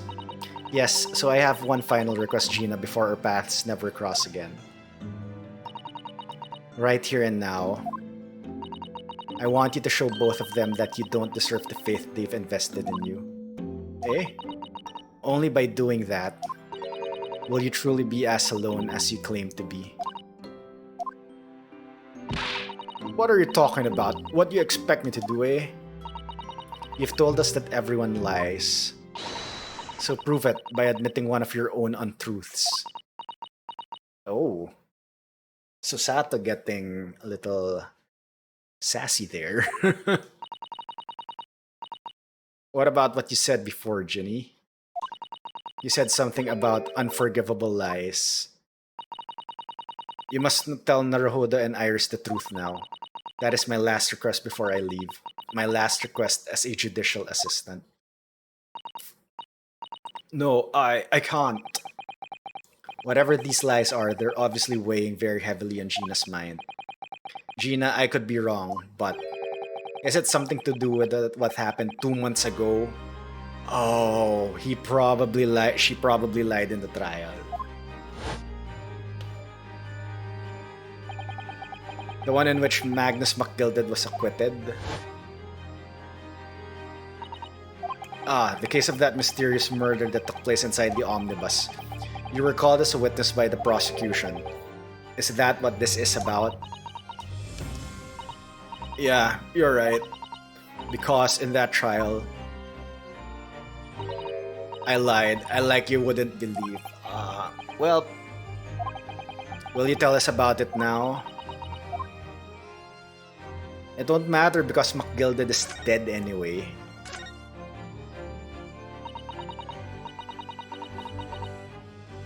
Like we said, it all happened 2 months ago. The coppers got hold of me and shoved me inside the witness stand. And based on your testimony, Mr. McGilded was declared innocent. Yeah, well, the thing is, I lied about a whole bunch of stuff. I knew it. What sort of thing did you lie about? I was hiding under the seat that night. That was the truth. It was pitch black in the little cubbyhole. I couldn't see a thing. And then... thud.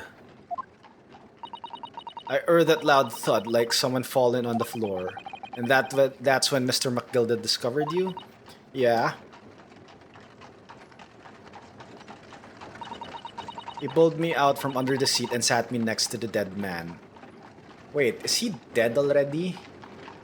There's no knife sticking out from his chest. There weren't much light to see by, but when I looked at my hands, I had the cove's blood all over him. Wait, there weren't much light to see by, but when I looked at my hands, I had the cove's blood all over him. So... she had the blood in her hands. Okay, she had the blood in her hands. I was so scared I couldn't even speak. You had his blood on your hands. In other words, it was Gina that the witnesses on the roof deck saw through the skylight. Wait, what happened again last time? McGilded was acquitted. Was it confirmed that Gina did the stabbing? I can't remember, damn it. Then Mr. McGilded started asking you questions, I suppose. Who you were and why you were hiding under the seat. Yeah, he did. Only, that's not all. What do you mean? I mean, he threatened me. Threatened you how? He made me swear about what I'd seen and what I'd heard. And about what he was gonna do after the cove was found dead. He made me swear I wouldn't tell no one about any of it. If I did that, he said he'd let me scarper before the coppers showed up. So there was something else that happened in the bus. Gina, you must tell me what he swore you to secrecy about. What you saw, what you heard, everything. Okay, alright, she's just talking. Obviously, it doesn't matter probably at this point because Magnus is dead. You said McGilded made you swear not to tell anybody what you saw, but you were in the pitch black compartment under the seat the whole time, weren't you? Yes, with McGilded sitting above your head, if I remember correctly. Yeah, that's true, but it was when I heard the thud of the cove hitting the floor I let out a little scream, couldn't help it. McGilded heard that and dragged me out by the arm, and then that's when I saw it. It was on the floor next to the old geezer what had been stabbed. A disc all bright and shiny. That's where the disc comes into play. So this case is linked to that murder. That's it. The one what the D took off me at Windy Banks. So the music box disc was there on the floor of the omnibus. Not for long. McGilded spotted it straight away. He picked it up smartish and stuffed it inside his pocket. So that disc was in the omnibus 2 months ago at the scene of the Mr. Mason's murder. And the bog trotter told me I weren't to mutter a word of it to no one.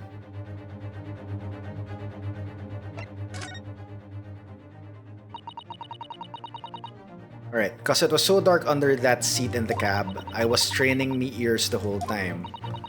After a while, I heard the door and footsteps inside the cabin. Presumably that was McGilded getting on board. Nope, not only him. Oh, because I could definitely make out the footsteps of 2 people. In that case, it would seem likely that it was Mr. McGilded and the victim, Mr. Thrice-Fired Mason. In his testimony during the trial, McGilded claimed he slept during the carriage ride.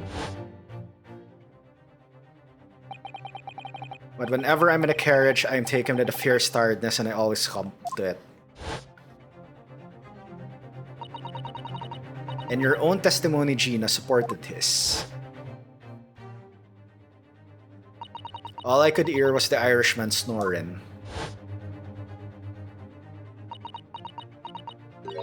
Yeah, that weren't exactly true. Neither of them was asleep. I could hear him talking the whole time in low voices. What? What were they talking about? Here's the case of the rotten salon salmon. What's up, Anya? Welcome on in. Sorry, I don't know. The sound of the horses and the wheels was too loud. But that still tells us something. Mr. McGilded and the victim knew each other. Of course they knew each other because Mason was like Mason loaned from McGilded. You're good, nice. Good to hear and glad to see you around. So McGilded was lying as I suspected.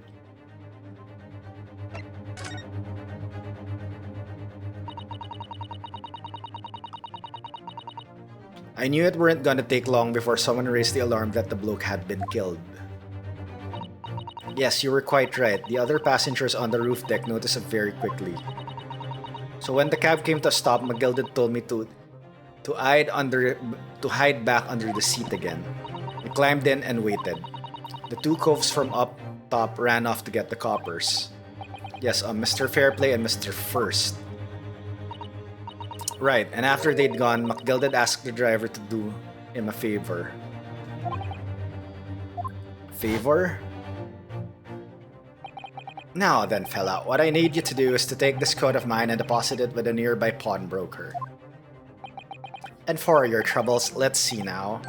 Hey, I'll give you 10 guineas. A nearby pawnbroker? You mean on Baker Street?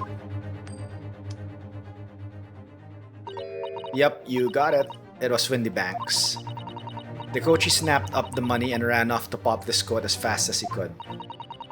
So then there was no one left in the carriage. McGilded opened the box under the seat and let me get out of there, but not without conditions.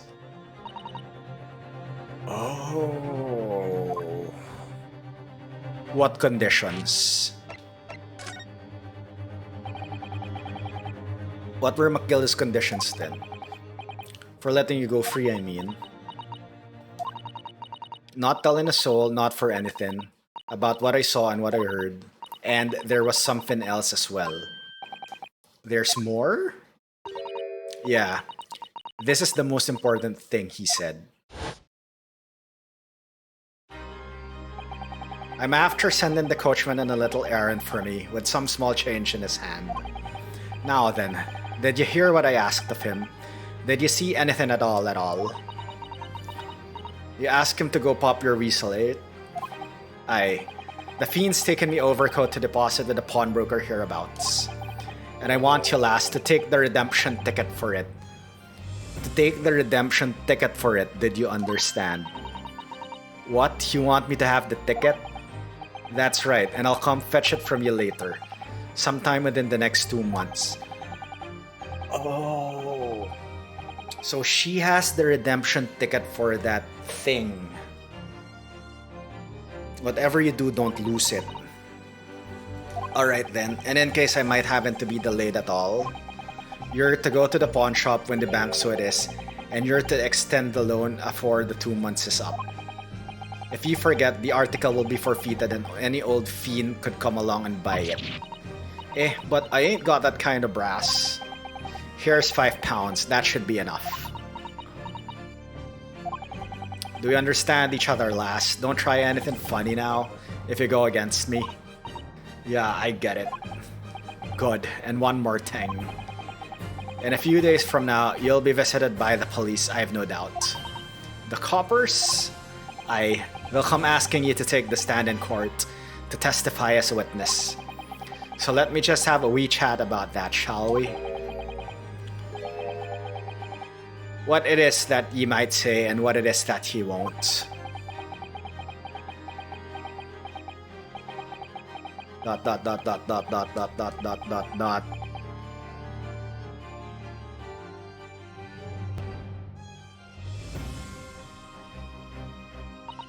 After he'd gone all over it, I piked it. Got as far away from there as I could. I hid the prod broker's ticket in some bushes near the scene. I went to fetch it the next day once it got dark. So McGilded planned it and coerced Gina into giving a false testimony. Oh, God.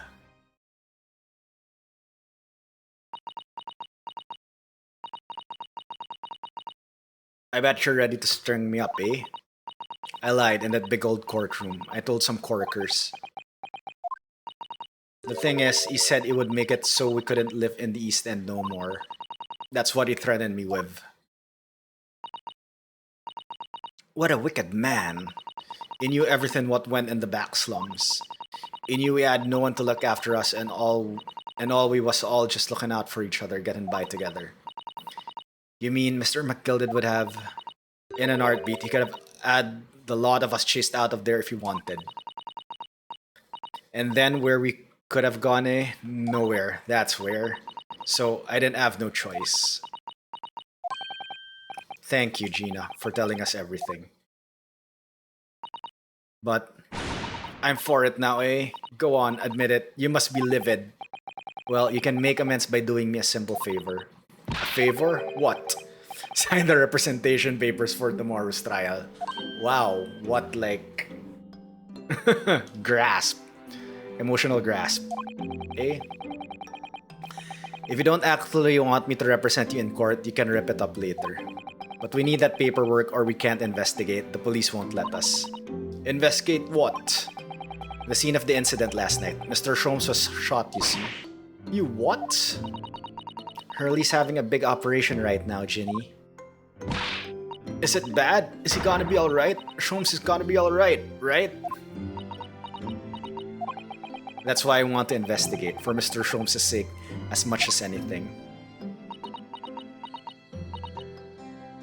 Right. So what you're saying is, if I sign that bit of paper, everyone's happy, is that it? Something like that. Mrs. Sato? Yes, of course. I have the representation papers here.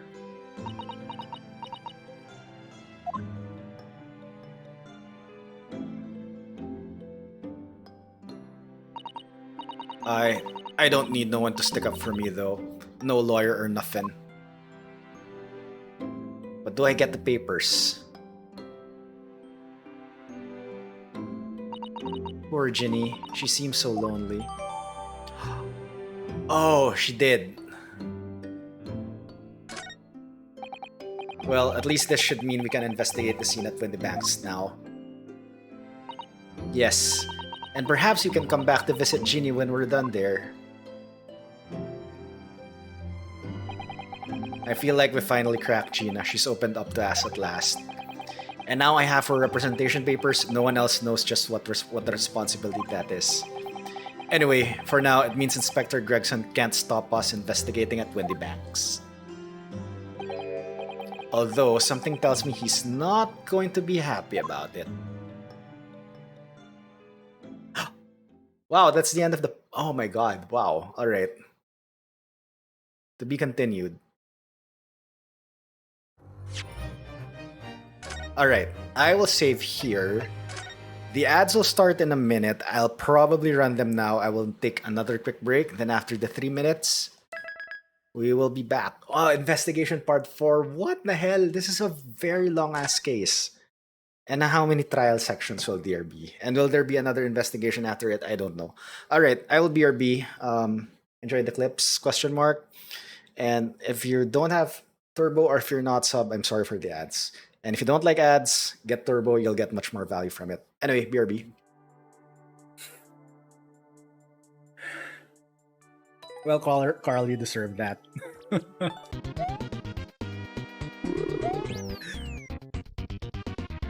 I heard the whistle. I should have this. Oh, thank God. I swear if I dart there, I am going to be livid. Oh shit. Can I get the second spring here?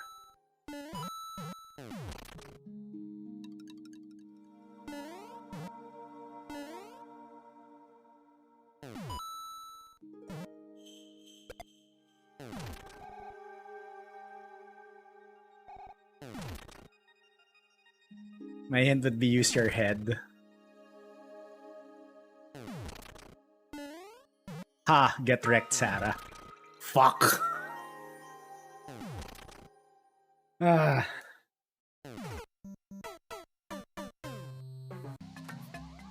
So this is the safe spot, right? No, no, no, no. Sure!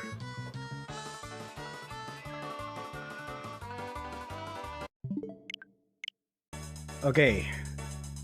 Now, please do not screw this up.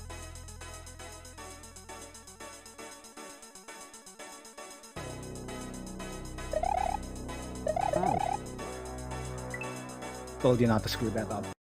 I am sorry I destroyed the comedic timing of that hint. So I will pretend, I will do my best acting job to find, to try to like go to that hint for the first time. Alright. Okay, haha, we found out that there's a fish here. Get wrecked, fish. I'm surprised there isn't a second fish. Okay, I fell to that trap the last time. I will not fall for it again. What is this? Mushroom. Where do you get a mushroom?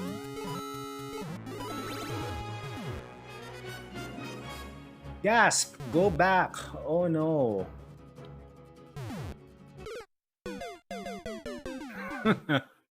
That was bad acting. I am so sorry. You know what? I can like just get in there right away. Why am I still waiting for that to like blow up?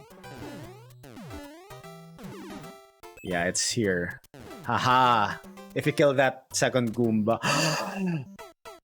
Okay, ice, concrete, cloud, question, ice. Do not Greg. I Gregged. That was embarrassing.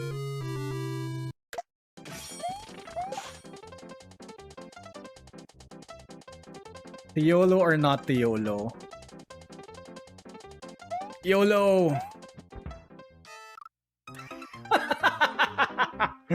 That's good.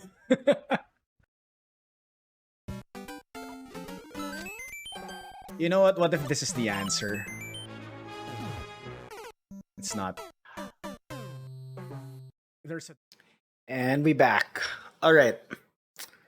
Let's continue this. So hopefully we could finish as much as we can in an hour. I don't know. We've been investigating a lot and we haven't even started like the trial yet. Alright, I think it looks like we're back in the pawn shop. Alright, 16th April, 1:26 p.m. Windy Banks Pawnbrokery. Here we are again at the scene of the crime. Tobias. Now to thrust these representation papers in Gregson's face and see what he makes of them. Take that! Hello again, Inspector. Do you have a minute, please? What is it now? You should go home and get some rest. Here you are, Gregsy. Here are the representation papers. Your ladyship! Wow! I don't believe it. How the devil did you get that stubborn little ragabash to sign that? I salute you. That is good work, that is. I can see you've been very busy here as well. How about some tea? It's a special blend designed to relieve fatigue. Glug, glug, glug, glug, glug. Ah, lovely. Well, let's see now. Yes, I hardly feel tired at all. I'm fit as a fiddle, your ladyship. From like a cup and saucer to fish and chips on his hand. Wow. Would it be alright if we investigated the scene of the crime then? Do as you please. You know where it happened. Through that door behind the counter. Yes, the storeroom. That's where I discovered Mr. Windybank and Gina. Right, well, I'll be getting back to business then. Will you be investigating in the storeroom as well, Inspector? If I'm perfectly honest, we need to wrap this up before long. Can't afford to spend too much time on it. But there are so many articles to go through, it's taking forever, even with the lads working around the clock. Which is a problem, because there's another case the yard needs to investigate urgently. That must be what Lord Strongheart meant by far more serious matters before. So what I'm saying is, don't get under my feet, sunshine. Come then. Let's not waste any time. Okay, let's check around first. Alright, okay, calendar looks definitely sus. We need to check the calendar. Ah, look here. Okay, yes, a bullet hole, and I can see the bullet still lodged in the wall. Presumably Mr. Windybank wasn't practicing with his revolver in his spare time. Ah, well. Mr. Sholmes likes to practice in his drawing room whenever he can. He's very patriotic like that. Sorry? It's all in there, in the adventures of Sherlock Sholmes, you know? Isn't that right, Iris? Ah, did I write something like that? Partly in jest, perhaps. In jest? Well, he doesn't do it often. It's quite a dangerous pastime. He doesn't do it often. He shouldn't even do it once. Forget that for now, Runo. Let's examine this bullet. Ballistic markings. What's that around the bullet hole? It's blood? A suspicious red stain on the calendar. Aha! I may well be able to help with that. What? There's nothing like the sight of blood to get the blood pumping, is there, Runo? I have a feeling I'm not as bloody-minded as you, Iris. I'm afraid the sight of blood makes my blood run cold. There you have it, you see. When it comes to blood, we're all different types. Yes, what a scientific observation. So you need this. Oh no, what is that scary looking thing? Hurley and I haven't actually come up with a name for it yet. But as soon as you see it in action, you'll understand what it does. Watch.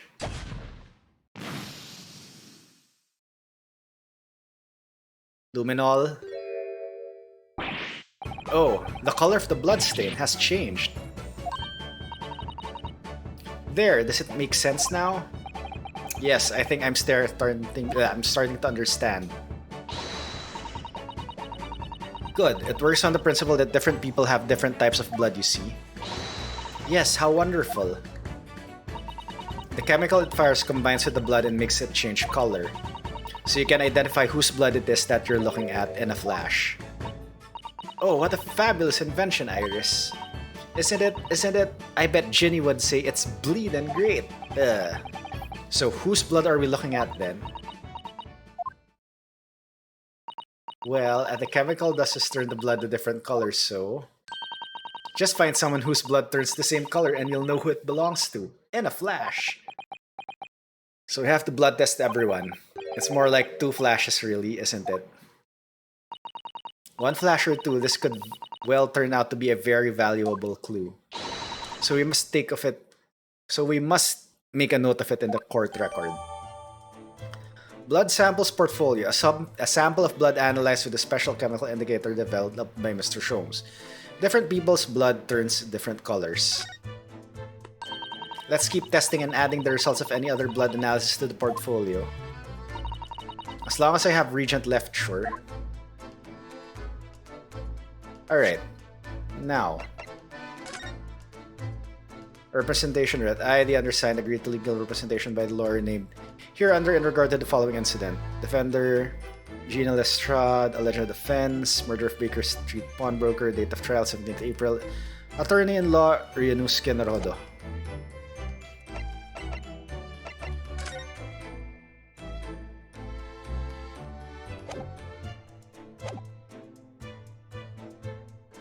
Wait, I thought I already examined this. Why isn't this checked? Green blood. It just seems wrong somehow. Oh, there are all sorts of different colors. There are pretty pinks and purples too, you know. Like I said, everyone's blood is different. I wonder what color my blood would turn out. Actually, I don't want to know. Okay, that's checked now. I'm fairly sure this contraption was here yesterday as well. Here we are though, I'm not confident I can get it closed again. Oh yes, that's a folding stereoscope. Really? This is a stereoscope? Mr. Sholmes showed us a picture yesterday that you were supposed to be able to see in 3 dimensions. But for that, he used the great big one contraption over there. Ah well, that's for use in public houses and places like that. It contains a carousel with all sorts of pictures inside. But this little thing is a much simpler design for use at home. There are special shops selling prints you can use in them. I have a little collection myself. I wonder if I could make money out of these in Japan. It would beat keeping my toilets sparkling clean anyway.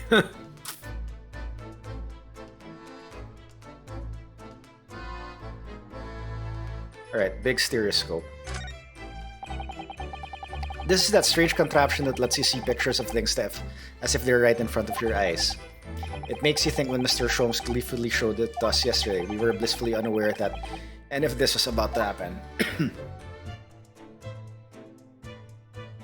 Small box. These shelves are where the pawnbrokers put articles that have been forfeited on display for customers to buy. Yes, it's a really strange miscellany, isn't it? I mean, who would buy this horse statue, for example? Well, sometimes you can find some real treasures among all the junk, you know. Are you alright, Bruno? Oh, it's just, well, it looks like a collection of useless junk as a whole, but when you pick out individual things, you can't help wishing you owned them. Even that horse statue. That's exactly how the pawnbroker works. They're very clever.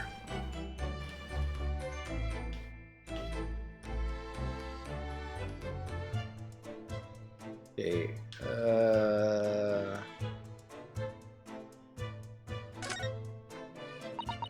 That's a music box. Do you have them where you come from, Bruno? Yes, but I've never seen one as large as this in Japan. Oh well, this will be a treat. Shall we have a listen?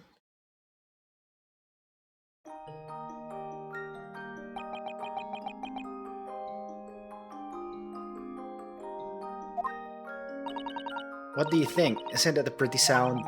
It's a beautiful sound, yes, but it's a little hard to enjoy when all the policemen in the room are giving you fierce looks. Never mind that. If any of them say anything, I'll tell Grexy to have a word. Iris Wilson, Superintendent of Scotland Yard. This officer has been staring intently at the wall since before we came in here.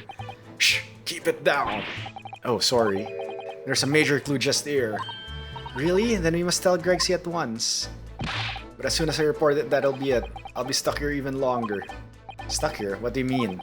I haven't been in one home in 2 days already. I need another constable to relieve me and take over my shift. Ah, they really have a tough time, little British police. That doesn't stop us investigating though, does it? No, I suppose not. I'm fairly sure it was the calendar he was peering at. How about this police officer?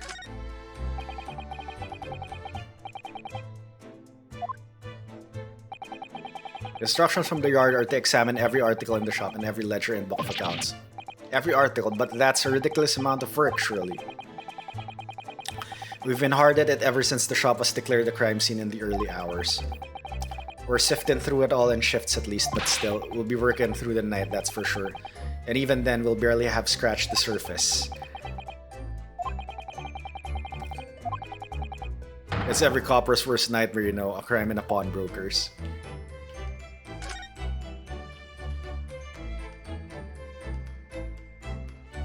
Okay, what is this?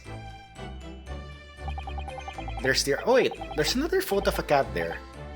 There's the article ledger here and Mr. Windybank's notes and what's this? It looks like though someone has left a little photographic print behind. Oh look, on the back, there's someone writing. Is there... Ooh, show us, Susie. Show us.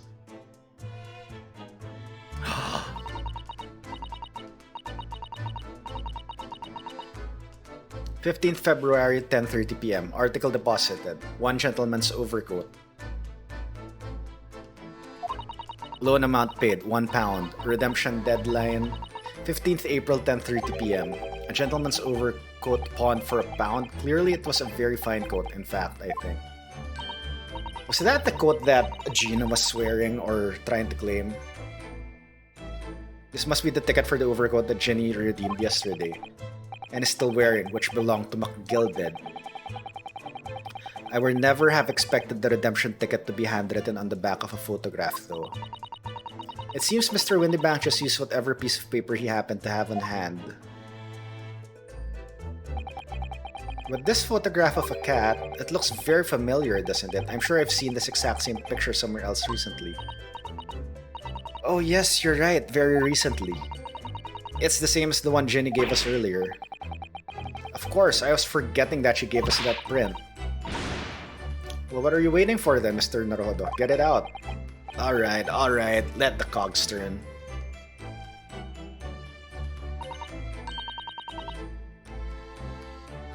Yes, they're exactly the same.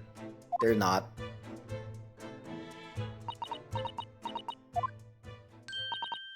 Hehe, I've got it. These two photographs hide an amazing secret. A secret? What does she mean? You must tell us, Iris, at once. Do you really want to know? Yes, we need you to tell us all you know about this fair of photographs. Okay, now I can talk to you. So Iris, about these two photographic prints. The one we found here on Mr. Windybank's counter and the one Gina gave us before.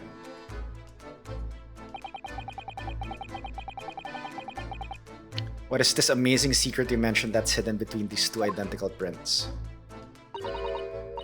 Actually, that's not quite right. Sorry. If you look carefully, the two prints aren't the same, not exactly. They're not? Have another look at them now.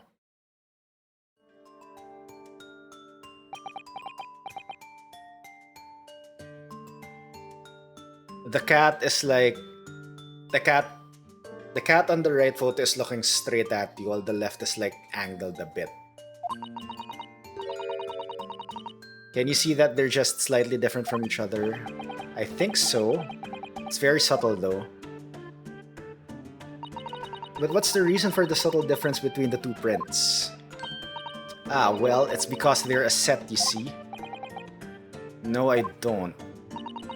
This pair of photographs is meant to be used in a stereoscope. Everyone in London is raving about them at the moment. Ah, stereoscope. Why do I feel as though I've heard that word before recently? Yes, that's what Mr. Sholmes showed us yesterday. You see, there it is, just over there. Ah, yes, of course. That magical machine that makes pictures look almost real enough to touch. Hehehe. Well, actually, it's quite possible to see the same depth in pictures even without one of those contraptions. What? Really? Do you know how a pair of flat photographic prints can appear to have any depth in the first place? No, I have no idea. Oh, wonderful. Then I'll be able to tell you. She's over the moon, bless her. Should we let her explain though? Do we really need to carry on investigating the scene? I, for one, simply have to know.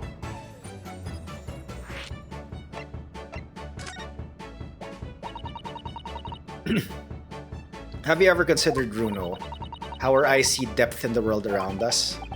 Well, I just opened them, and it works. But the reason it works is because we have two eyes.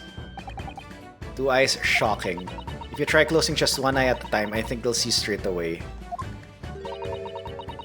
What you see with your left eye and what you see with your right eye are ever so slightly different. You get the different view with each eye. Yes, the position of objects seems to shift slightly. Exactly, and in your head, your brain uses that shift to estimate depth as it merges the two views into one. That's how we can sense depth in everything we see. Ha, my brain is really amazing, isn't it? It does so much without telling me. Ah, I think I see. So the pair of photographs consists of a left eye view and a right eye view. Wow. Oh well, done, Susie. You're so quick. So if you can persuade your brain to merge the two pictures together in your head, you'd be able to see depth in the sprints. Yes, Runo, you're beginning to understand. And a stereoscope's function is to act as your brain and allow you to do just that. Yes, but as long as you have two images, two eyes, and one brain, you can actually do it yourself without needing a stereoscope at all. You can? Really?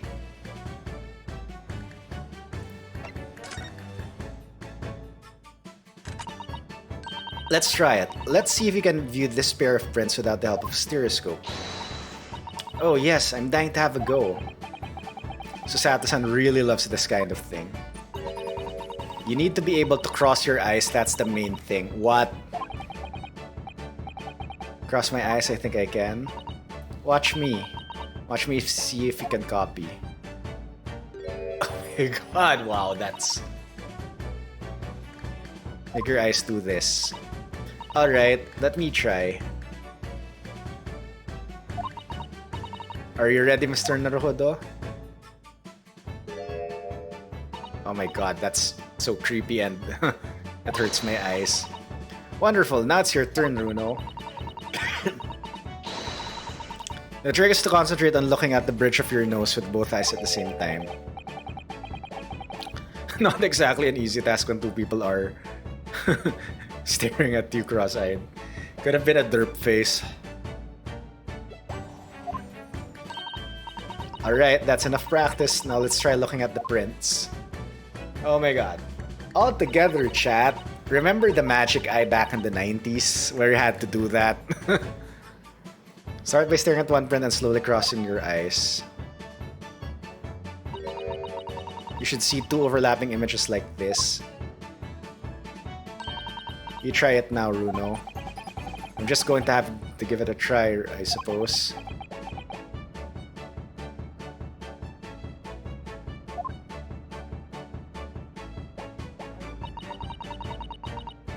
Did the print split into two images for you? Now the next step is to put the pair of prints side by side like this and then trying to cross your eyes again.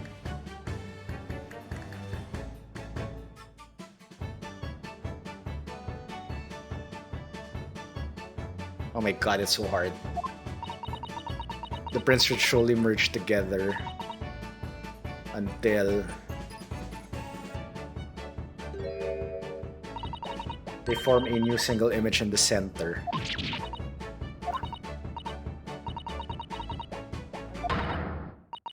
It looks so real, I could look at it all day. I wouldn't advise that, your eyes might start to hurt. Your turn, Runo. Okay.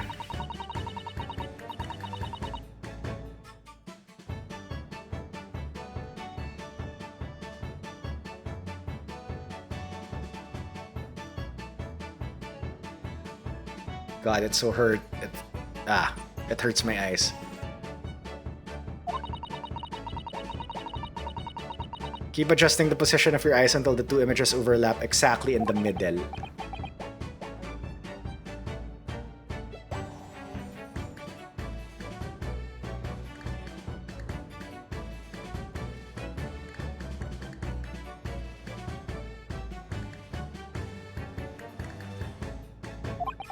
It hurts and there's like a lot of distraction around me.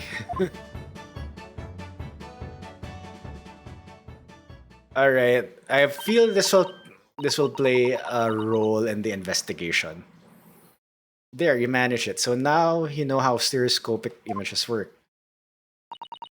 Well, I don't know who discovered it, but it really is quite extraordinary.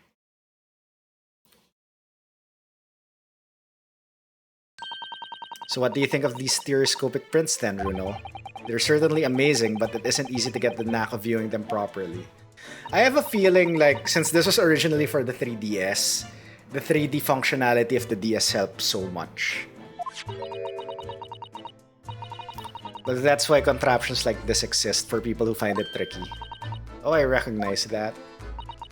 We saw one over there yesterday, didn't we? If I remember correctly, you press this little knob here,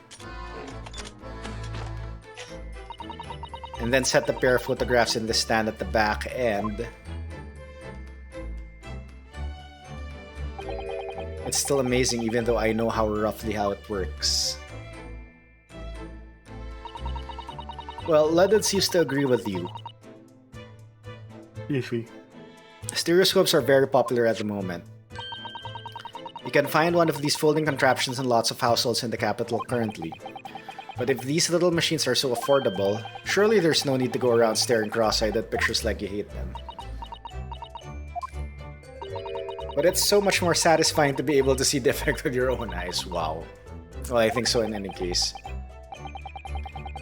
Like, if I do it that way, I see 2 copies of the stream. Yeah. I should probably hide my face whenever that photo is on screen. You certainly learned a lot about them, but I wonder if it's knowledge that I'll ever actually need. The second white cat photograph has been entered into the court record.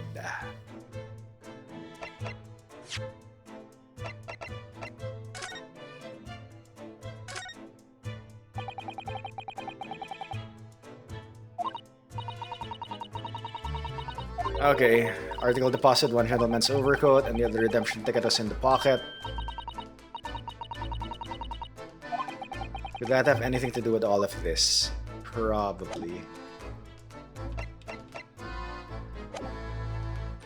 Alright, time to examine more. Okay, shovel versus spade.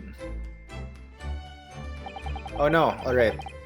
That ledger that's open on the counter. There really is enormous, isn't it? Must be an awful lot of work to keep track of all these hundreds of items in pawn. It's too much to think about it. Better to sell it all and have a clear head if you ask me. But clearly, Mr. Windybank was very careful when it came to the articles in his care. Alright, that's it. I guess we searched the room. Behind that door is the storeroom, isn't it? That's what Gregsy said.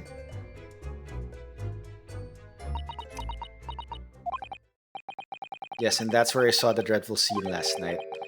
Through the little window.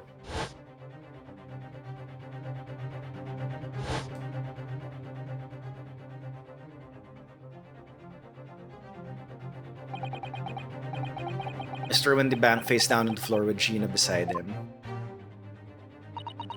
As the accused's legal representative, you have the right to examine the scene, Mr. Narobo. We must take a thorough investigation. Yes, of course, and we will. Behind that door, that's the real scene of the crime. Don't worry, if there are clues in there, I'll find them. So, do we have to move now?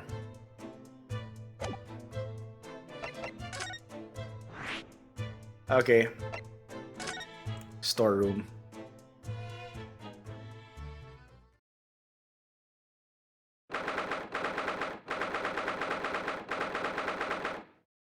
Okay, sorry, just give me a sec.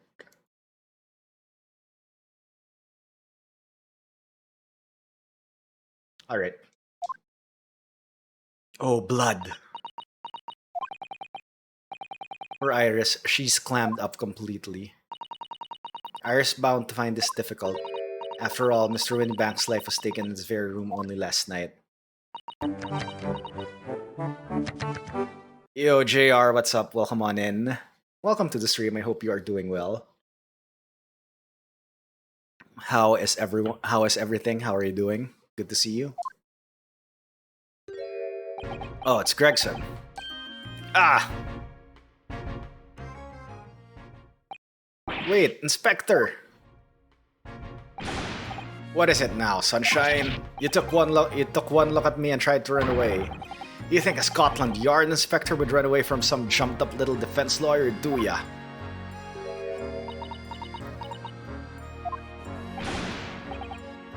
Well...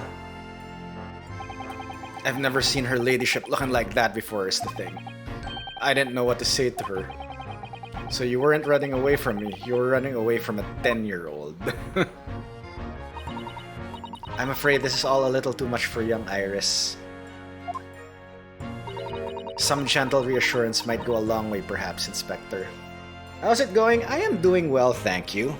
Thank you for asking. So yeah, just ending up the day, just playing Ace Attorney Chronicles.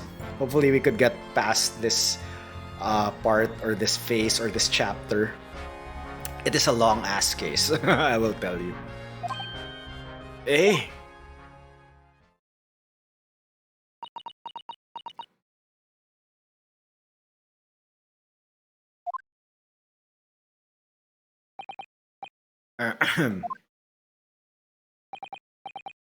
Don't trouble yourself unduly, your ladyship.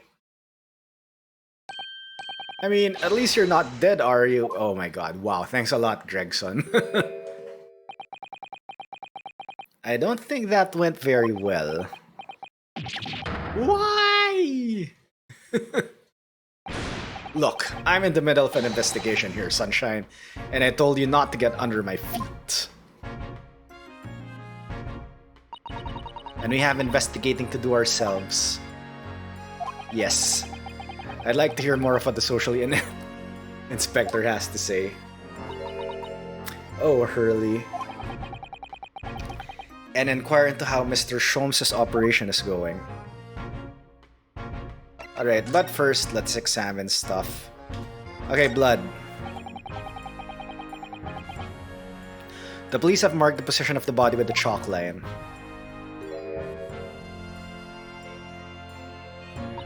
Poor Mr. Windybank. He was a nice old man. Well, he was shot just once through the heart. Most likely the fellow died instantly. He wouldn't have felt a thing. The question is, where's the bullet?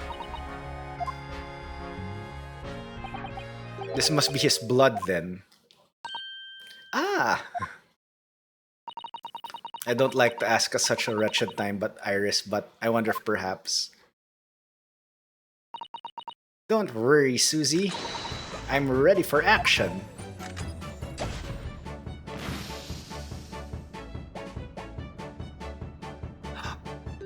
It's blue blood. So we now know the color of the chemical. So we now know the color the chemical turns when it reacts with Mr. Windybanks' blood.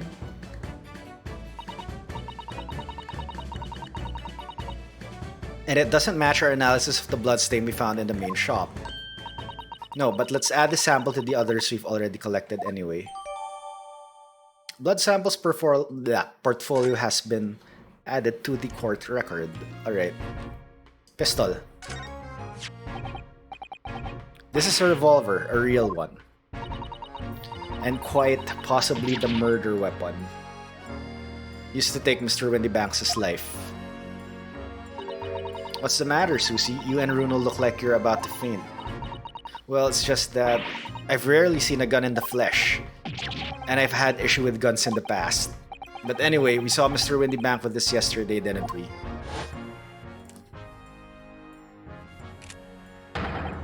I shall have to take my own life. It must be the same gun. And last night, when I looked through the spy hole to the door to the storeroom here, That was the same gun I saw in Gina's hand. Oh. Wait, why did they confiscate the murder weapon first? If that's the alleged murder weapon. Mr. Windibank told us that he only ever had a single bullet loaded in his revolver, didn't he? Well, it's empty now. The one and only bullet he had in his gun has been fired. So we can be fairly certain that only a single shot was fired from this revolver.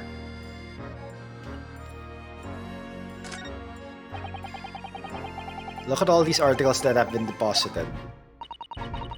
Can't believe how many there are.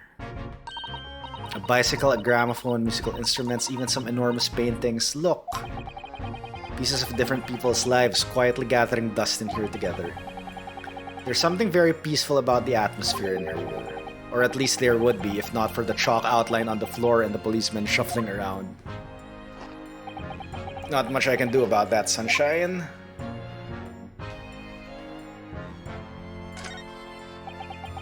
Out of all the articles in this storeroom, this is the only thing that shows any sign of being ransacked.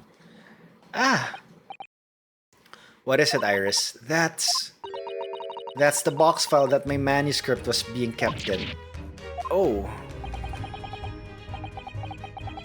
Iris's unpublished story, The Hound of the Baskervilles. Surely that's not what all this... Sorry, Iris, but if you ask me, I sold it. Without you telling you. Interesting.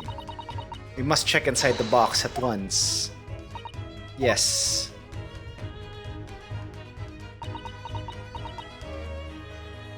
It's gone. Ah. It was there. Iris' story was there. Really? It was? Well, that's good news, isn't it, Iris? Yes. I mean, of course I believed Hurley when he said he deposited it here, but still. It's a relief to actually see it. Really, because that's not a very well hidden frown.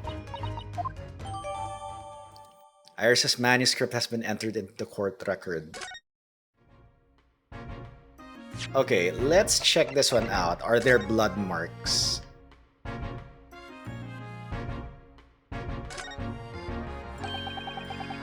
The Hound of the Baskervilles. How did Susato know the exact title of this unpublished story? I suppose I'll just have to wait until she's ready to explain it to me. I'm so sorry. Is that just it? Yep, I think that's just what I can investigate for that one. Okay, I don't think there's anything else. There's nothing I can check in the desk. Yep, alright. I guess it's time to talk to Gregson. So, Inspector, what do you make of the crime scene here? Shaw, you've got eyes, haven't you? Use them! Is this what it looks like? Nothing more, nothing less? Iris, could you lend me a hand? So, Gregsy, what do you make of the crime scene here? Oh yes, your ladyship, do allow me to humbly explain. Last night, at shortly after the hour of 1 o'clock in the morning, Scotland Yard police attended the scene. The one and only door to the storeroom was found locked from the inside. So it was locked from the inside. The lock appears to be broken now, though. Was that the police officer's doing? Quite right, ma'am, quite right. We took the liberty of smashing the door as as humbly as possible. Oh. As you can see, the victim was discovered prostrate on the floor. And next to the aforementioned body, we discovered the vile gutter child. Are you talking about Ginny? She's my friend, you know, Inspector. Miss Lestrade, the hapless girl, was curled up on the floor, dead to the world. She's still alive, you know? Yes, when I saw her, she appeared to be unconscious. And I'm afraid to say she had the gun that was used in her hand. No! Presumably, it's the gun that's still down there on the floor now. In her pocket, we found the key to the door as well. What? The key to the storeroom? And you say the storeroom had been locked from the inside, Inspector. Correct. All of which leaves her ladyship's friend in something of a sticky situation, I'm afraid.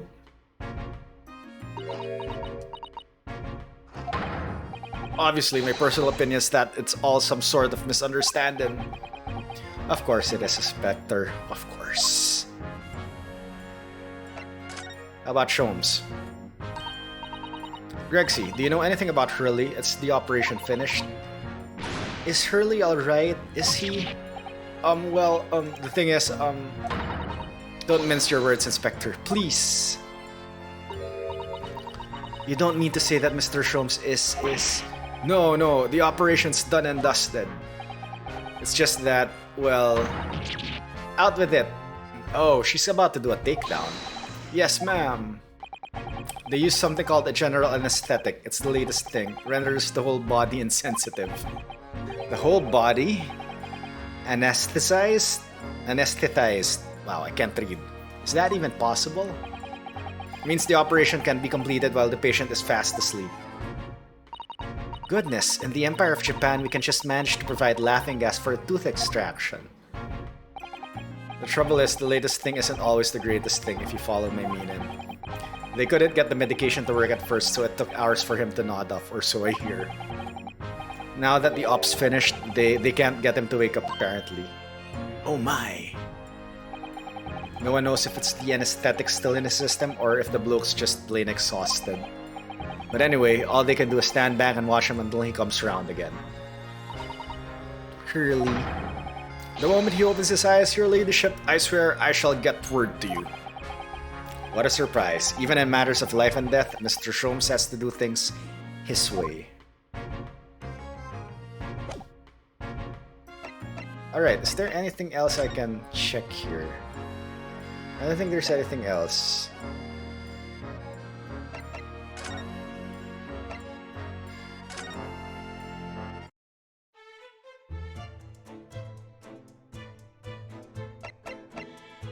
Okay, is there any other blood stains in here? Wait, I think I have blood stain in the photograph, right?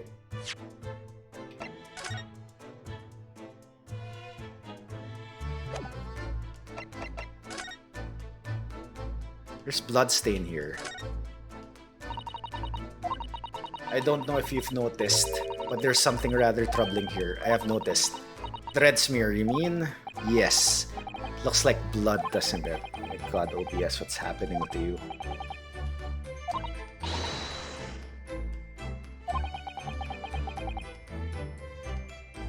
Alright. We should show this to her before we forget. White cat photographs. Information has been updated in the court record. Alright, so I think we should show... No, percent. Oh, that looks like blood. I would say it's from a gloved finger. Almost certainly a glove made of leather. Well, don't worry, Runo. You can leave the rest to me.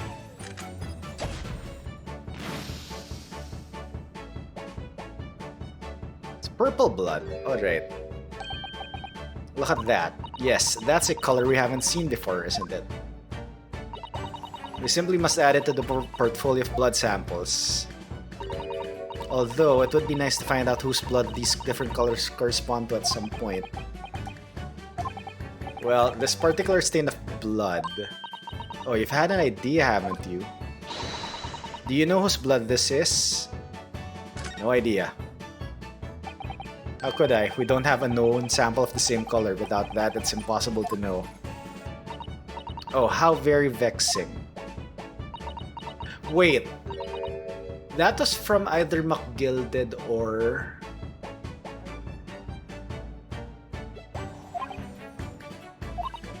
Well, it's true that the color doesn't help us, but what about considering how the mark came to be there in the first place? You might have an idea about that, might you know? Okay, when was this again?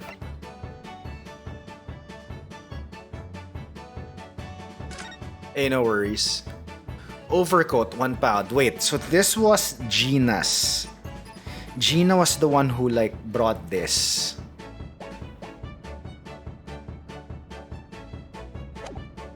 Right?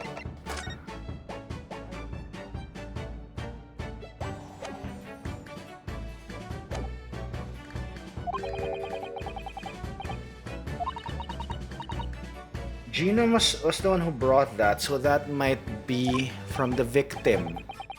That might be from... Uh... That would have been from Mason if... Yeah, because wait, Gina's bloods were covered with blood, right? So it must be from Mason. But with a little deduction. That's right, I think it's clear. Iris, you know as well. You first, Runo, who do you think it belongs to? Alright, I believe that this is the blood of...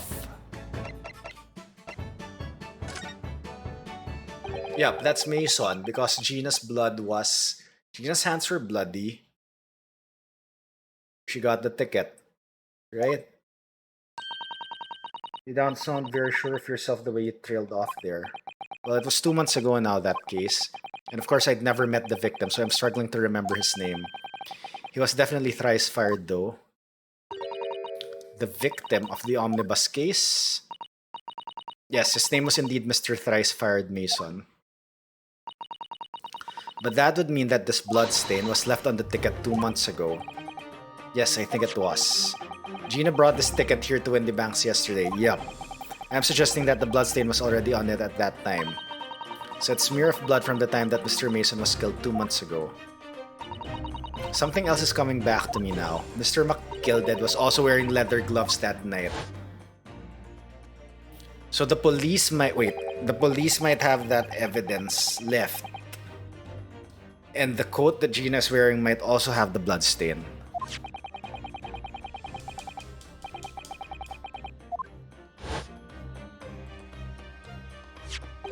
It certainly does look like a leather glove thumbprint, this mark.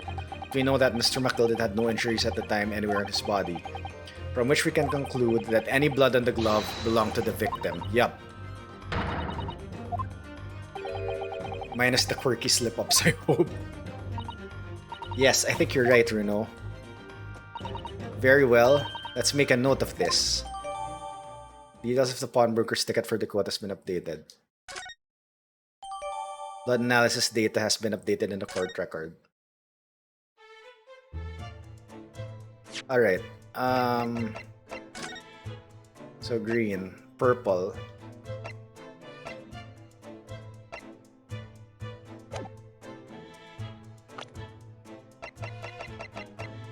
Okay, Strongheart is here, but Mason isn't. Okay. Let's go to... Let's check if Sholmes is back. Okay, Sholmes isn't back. So let's probably check with Gina. Yep, alright, she's here. Yeah, we need to check the stains on her coat, if it's the same. Gina doesn't appear to be here. Alright. I believe she must be in questioning at the moment. Oh, but wait a minute. What is it, Iris? Well, if you examine the scene here carefully, there's another possibility, isn't there? Gina could have split the key from the jailer when he wasn't looking and escaped. Why? Why should she do something like that? It would only make her situation worse. Calm down, Runo. I was only joking, of course. Oh. You had me worried there. I thought it was a great deduction.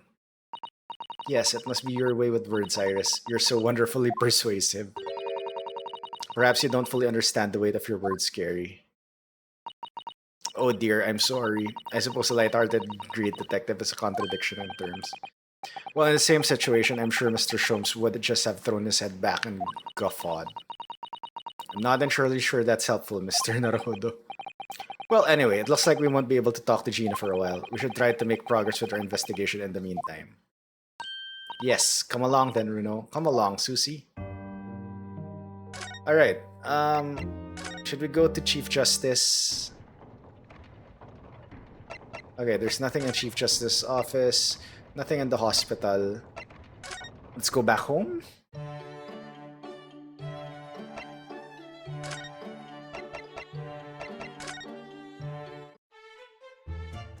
Okay, there's something probably in the shop that I have not checked out yet.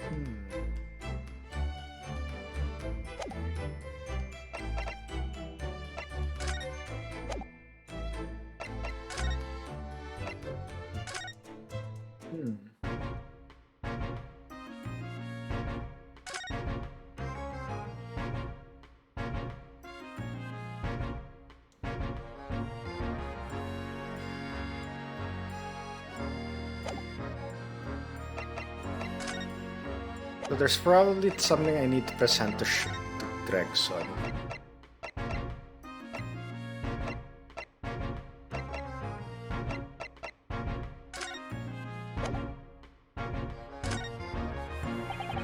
Dr. Gregson, could you give me your opinion about this, do you think? I don't tend to share Sunshine, not with the general public. In that case, how about some herbal tea? Glug glug glug glug glug.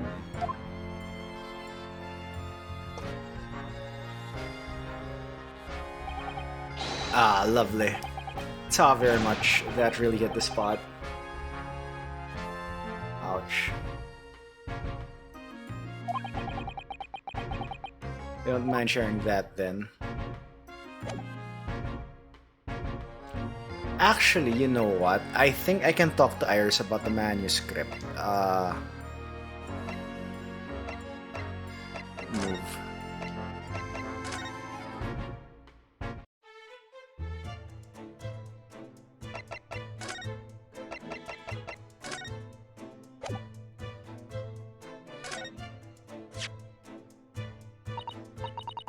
Oh, my manuscript. Mr. Shom said he deposited it at Windy Banks, and he had. But it's so strange. What is it about this particular story? I worked so hard on it.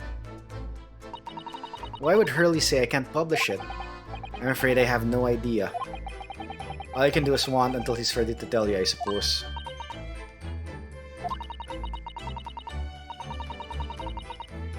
Because Hurley isn't in it enough, maybe I didn't give him enough credit. Yes, maybe. Wish I could say that definitely isn't the reason, but I can't. Alright, I can't like...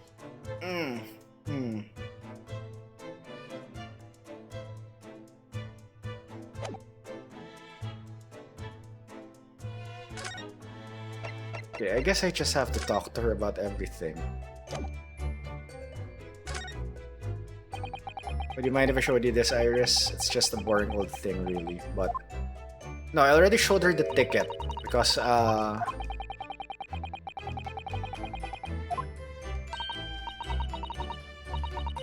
mean, who does like boring things? No one wants to be shown something boring. Come to think of it, you're always introducing things with, this is boring, but it's a bad habit, you should stop it. Hey, I'm boring. I'll be sure to let the entire population of the Empire of Japan know on my return.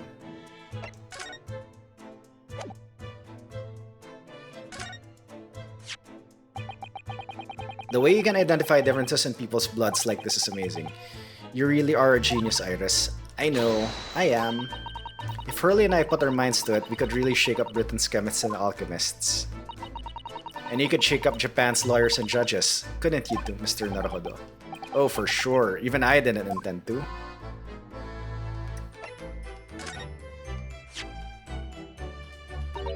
Poor Ginny. This is all my fault, really.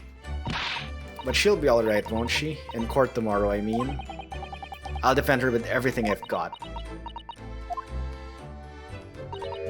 So, she'll be alright, won't she? Am I that bad at instilling confidence?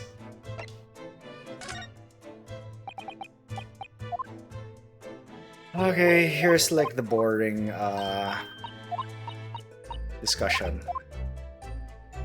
Okay. So, I think we move to storeroom. So I think we talk to Gregson about everything, probably.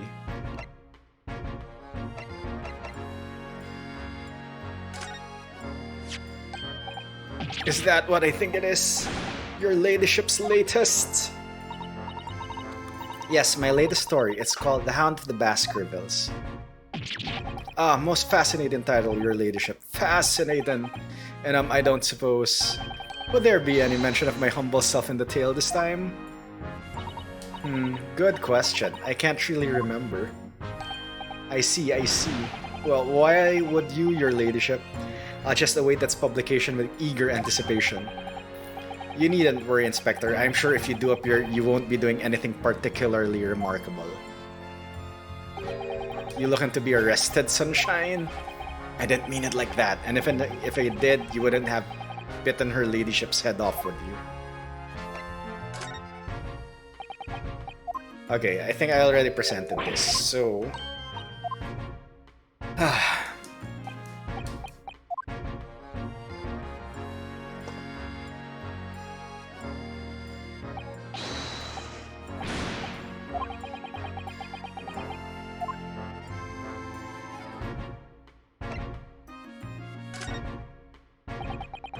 It's the same thing, I can't get anything from this.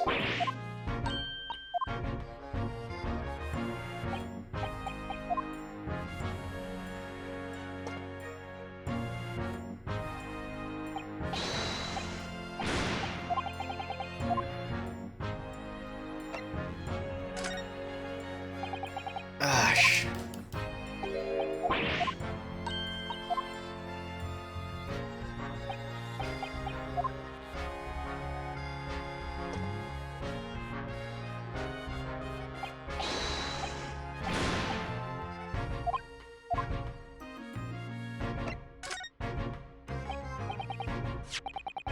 Oh, okay. This is new. Inspector, what do you make of this? What have we here then? A redemption ticket for an article deposited here, is it? Looks like someone ran out of the office stationery and wrote the ticket on whatever paper was to hand. Yes, this is the ticket for McGilded's overcoat, the one that little diver turned up with yesterday. Oh, actually no, it's not. Really? Think you know better than me, do ya? No, I didn't mean to, Bruno's right, Grexy. It isn't the same ticket. Of course it isn't. Of course it isn't. I never doubted you, your ladyship. So, what's this all about then, if I might be so bold as to ask? This is a second ticket. A second one? It seems that Mr. McGilded in fact had another article in storage here at Windybanks. Is that right?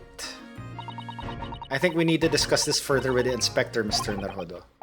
Oh good, because he's ever so easy to talk to. Alright, now we have another dialogue unlocked. This ticket was in one of the pockets of McGilded's overcoat. You mean to tell me, yes, there was more than just the music box disc, it seems. I should have insisted on the lads taking it back to the yard and examining it properly. Well, according to the details on this ticket, Mr. McGilded deposited another article here with Mr. Windybank. Yes, I can see it written here. Do you have any idea where it is, Gregsy? Any idea after all? It's another article belonging to McGilded, and it could be an important clue. Well, yes, I suppose it could be. Please, stop looking at me with those big turquoise eyes. All full of hope and expectation. It's all too much pressure. I'll lose my marbles. I will. I'll go bargain. There's no time for dog impressions, Inspector. Water, I know, thank you. Now, yes, Aniv, I have actually also consumed my glass. That's enough sauce from you, Sunshine. There's one thing that springs to mind. According to this ticket, the redemption deadline's already passed, hasn't it? Oh yes, of course. Articles are only held for 2 months. So the small box will no longer be in here then. Wait, there's a box I saw out in the shop. That's right, it's been forfeited. Which means it could be on the shelves in the front of the shop where the forfeited items are offered for sale. Yes, the shelves in the front. We must search them at once. You're wasting your time. Oh? There are dozens of little boxes out there, hundreds even. We can't possibly know which one might have been McGilded's. That information's not written on the ledger. Ugh. Well, I think we should at least have a look just in case. Of course, your ladyship, of course. Very sensible of you, I'm sure. This is getting old. Okay, now we're outside again, right? Dong, dong, dong. Ah! There's a box there. I nearly jumped out of my skin there. How could Mr. Windyback set such a wicked trap? I doubt he set out to scare anyone. Is that really the time? I think perhaps we should pay Gina another visit soon. Oh. Her trial is tomorrow. We must establish whether or not you will be defending her. I think we should ask her one more time. She may have changed her mind. Don't you remember, Runo? You told her she could rev up the representation papers if she didn't want you to be her lawyer. Really? Did I say that? Yes, you did.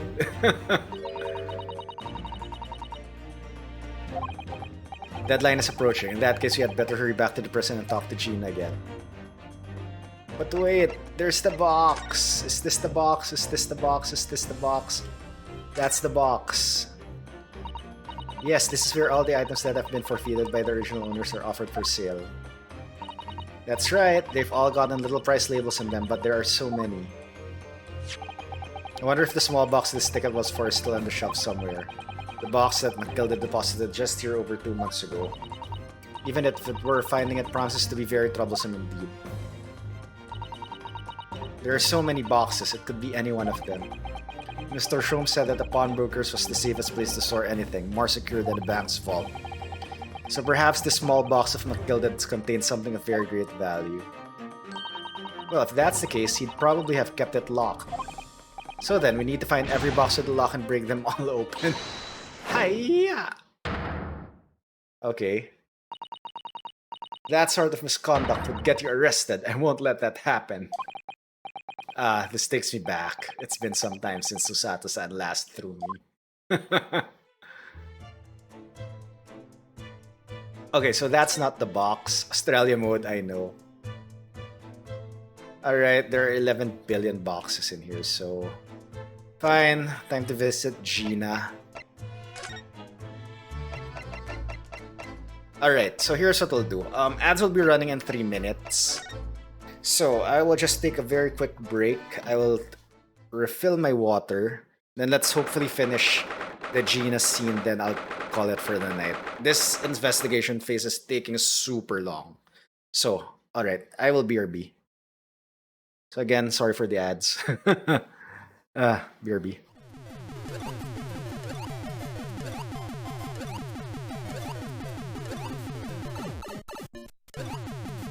Oh, and we have the LAC party now.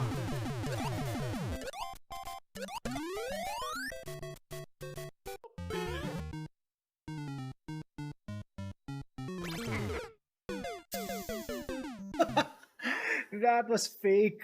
Oh my god, that is so good.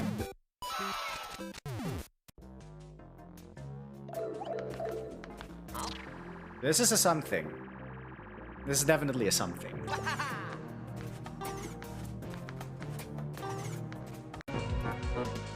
Dash backseats with. While you're watching this enthralling display of excellence, why not subscribe to youtube.com/@psycho103 for more of this exciting content on demand. It's 5-star entertainment guaranteed, and a hell of a good time, with videos edited by yours truly, Dash Gamma. One of the best decisions you will make today, so go on, subscribe today. That's youtube.com/psycho103. Make sure to like, comment and subscribe. Thank you for the backseat, Dad. Welcome, it's the Japanese flag! Woo!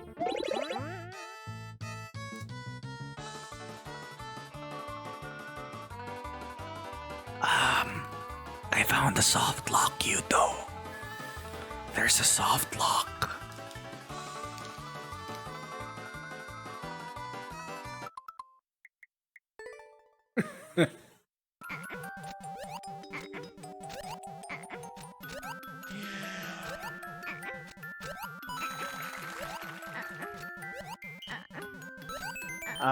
I found a soft lock.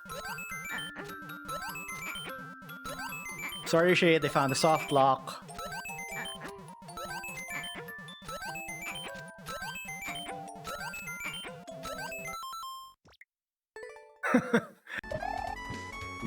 Better at.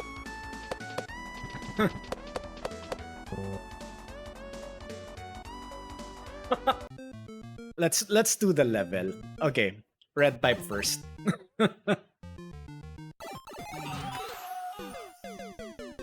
Well, there we go. And we have the balloon room. Woo!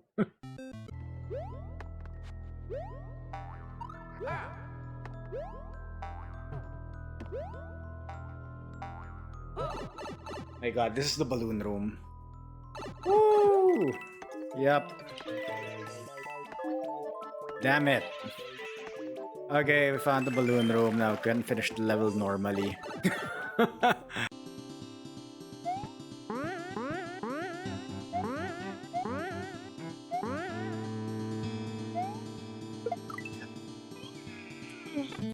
Where does this go?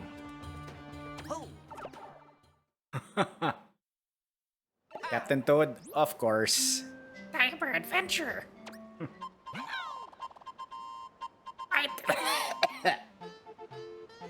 Quite the surprising place to run into someone, huh? And we back. Welcome back from ad break. That was a bit preemptive, Coburn, but anyway, thank you. All right, I think we'll finish the discussion with Gina here. Then we'll see what's gonna happen. I think I do have to end shortly, but yeah, let's go. Ah, Gina, good, you're back. Oh.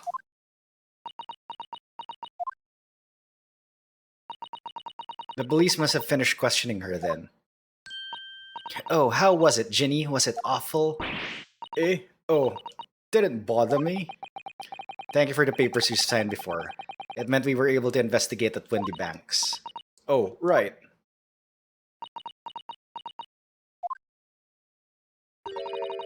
Don't you want to know how we got on? We've been ever so busy. What's the point in asking? Won't change what everyone's saying. That I did it. Let's not... Gina, we came to ask for your final decision. Eh? What decision? About tomorrow's trial. Will you let me defend you or not? I must submit the paperwork now if you'd like Mr. Naruhodo to represent you. Right, I see. She really lost her fight all of a sudden. But I know what that feels like. The worry's just so hard to bear. Alright, I think we talk.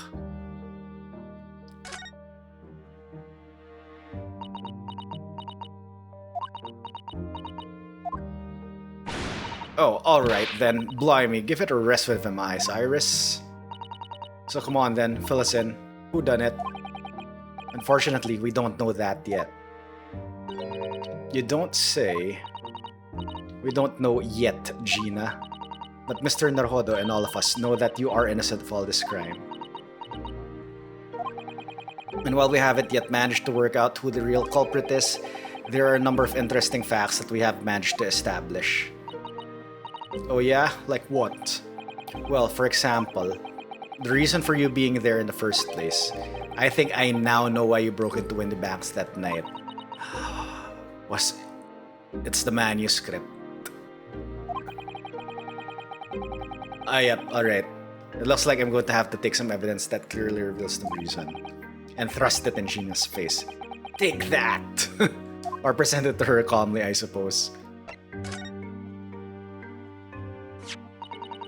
We already have the representation papers and other documents we need. All we have to do is hand them to the court clerk. That is, if he'll allow me to represent you in court tomorrow. Nah, don't bother. Ginny, rip him up and shuck him, would ya? Them representation papers or whatever they're called. They'll sell ain't fancy enough to have a bin. So, what will you do in court tomorrow? I'll be fine on my own. I don't think you will be. Look, it don't matter. What's gonna happen is gonna happen. This is one stubborn pickpocket. Alright. Take that! We found this in Mr. Wendy Banks' storeroom. The manuscript of Iris's latest story. Ah! Oh, right. Well, that's good then. Curiously, the storeroom at Wendy Banks' showed no sign of being ransacked for items of value or the like, with one exception. The box file that housed this manuscript. It was you, wasn't it, Gina, who broke open the box containing this manuscript last night? Eh? You were determined to find out whether or not the Hound of Baskervilles was really there. That's the real reason you broke into the storeroom last night, isn't it? Ah! Why don't you tell us what happened, please?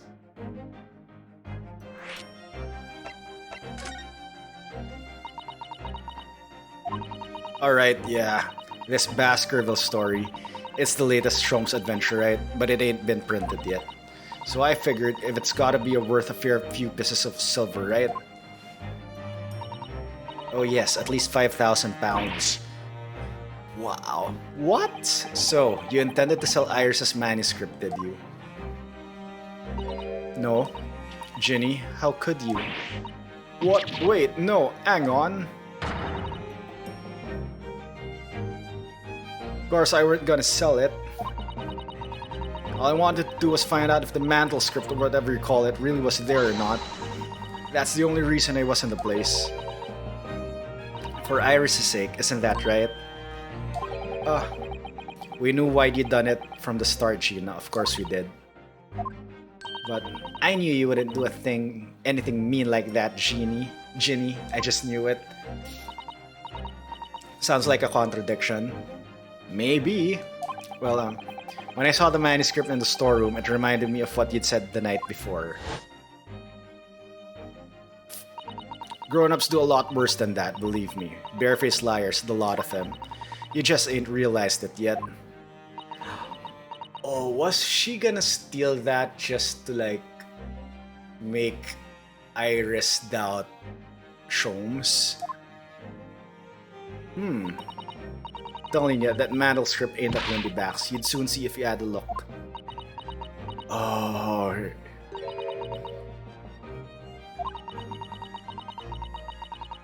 Oh yeah, she's gonna steal that to make Iris doubt Shrooms. Oh.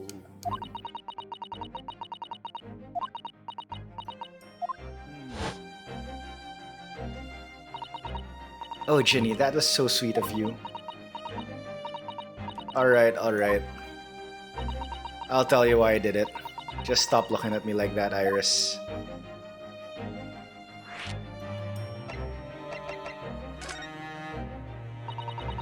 It weren't because of Iris, that's not why I did it. I just wanted to know the truth, that's all. You wanted to know if Mr. Shrooms was being honest, if he'd really deposited the manuscript at Wendy Banks. It's like I told you the night before. I never had a father. But Iris's lot ain't like mine. She's got her dad, only she can't see him. Oh, if you only knew. And I reckon that's gonna be harder. That's why she writes her stories. They're about her dad, really. That's what it sounded like to me anyway. Last night, when I was listening to what you were saying, stories about Daddy? You mean they're not the adventures of a great detective? So much as the adventures of a great detective and his trusty partner? Well, that's how I see it, yeah. You're so thoughtful and so kind, Ginny. Yes, and we never thought any differently, did we? Look, give it a rest, will ya? I ate all this chummy nonsense the year. I ate it! I don't trust no one, no, right? That's how I work. Because if you don't trust no one can let you down. So leave me alone. Go on, Scarper.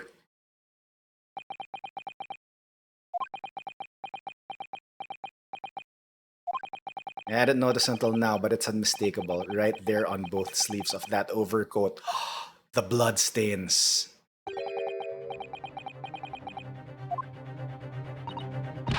What, are you looking at me like that? I think it might be worth presenting some for other findings in that area to Gina now.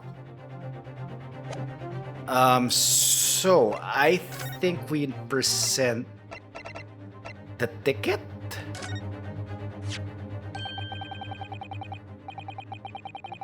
Do you see this pawnbroker's ticket, Gina? It's the one you took to in the banks, isn't it? The one for that black overcoat that you're wearing now. Eh, what? That? I don't know. They all look the same to me, those tickets. Surely not. Well, this one has a very obvious mark on it. That would appear to be blood. Does that ring any bells? I don't know. It all looks the same to me, blood. And they all sound the same to me, these answers. Suspicious. Should we now present these? Those stains on the sleeves of your new coat, Gina. They're blood, aren't they? Not that I know whose blood yet. Blood? You don't appear to have any obvious wounds yourself, though. So could it be blood that splattered from Mr. Windybank when he was shot at night?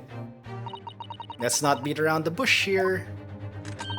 This trusty friend of mine will get results much faster than anything else. Take that easy, Iris. Don't move, Ginny. I'm going to shoot. Ah!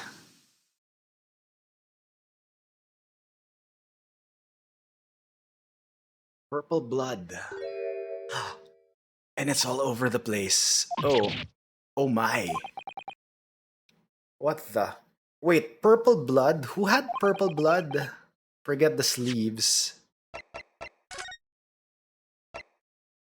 It's Mason's. That's Mason's blood. The whole coat is covered in blood. Of course.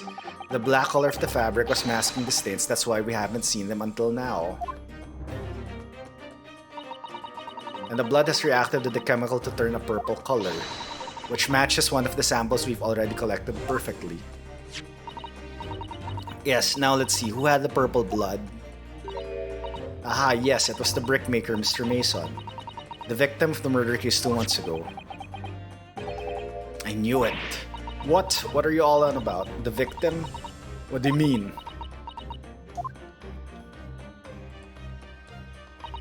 It's a rather uncomfortable situation, Mr. Naruhodo, but I think this makes things quite clear. It means the omnibus case is finally solved. The truth about who really murdered the brickmaker, Mr. Mason, is revealed. It was McGilded. Oi, would someone explain what's going on? Stop telling Alpha's story.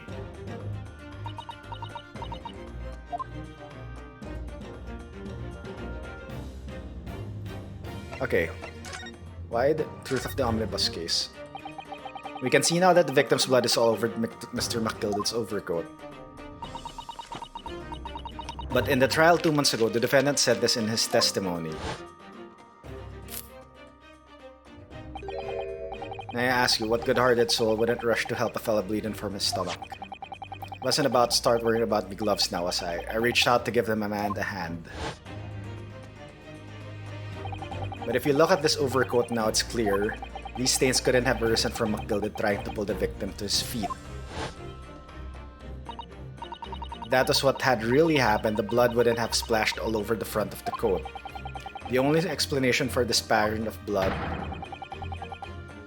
that it splattered over McGilded's coat when he stabbed the victim in the stomach. I tried to run from the truth for long enough, but there's no escaping it now.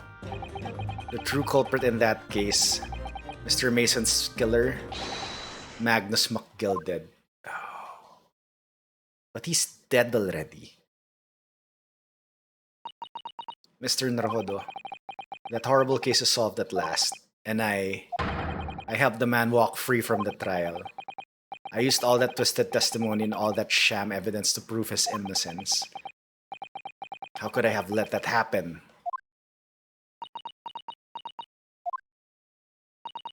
Bruno, did you believe him though? Did you believe Mr. McGilded was innocent?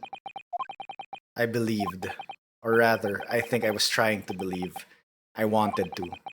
Because believing in those you represent in court defense lawyer's greatest weapon. A weapon?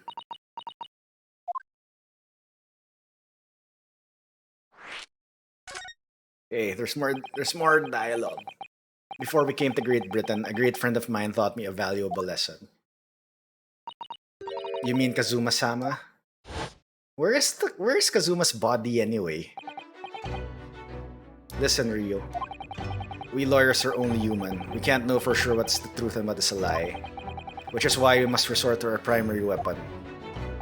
An unwavering belief in our clients. That is all we really have. Unwavering belief? Only when we truly believe what our clients tell us can we fight with everything we have for their cause.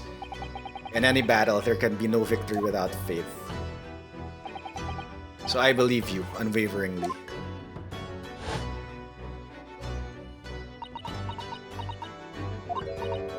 Heh. What's funny, Gina? Cool. Sounds like this Empire of Japan you come from. Everyone must be soft. Well, come on. Look at the mess it's got you into. Believing in that bog trotter. Yes, I inadvertently helped a murderer walk free. Well, at least you've learned your lesson now, eh? Believing in people's never worth it. Someone always stabs you in the back in the end. Soon as you let your guard down, you've had it. Take a leaf out of my book. Believe no one. Get hurt by no one. Gina, may I ask you something? What? I'd just like to make absolutely sure. What would you like us to do with these representation papers for tomorrow's trial? How many times do I have to say it? Rip him up and chuck him away. Are you really sure that's what you want? I bet that's what he wants and all now. Mr. I'm a believer lawyer over there. Don't forget it was me in that trial 2 months ago. I led everyone up the garden path, didn't I? And you're telling me you can't believe in me after that? Not likely.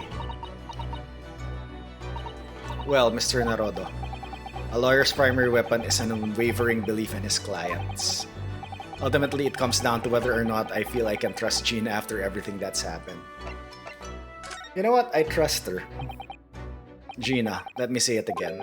Please allow me to represent you in tomorrow's trial. Are you half-baked?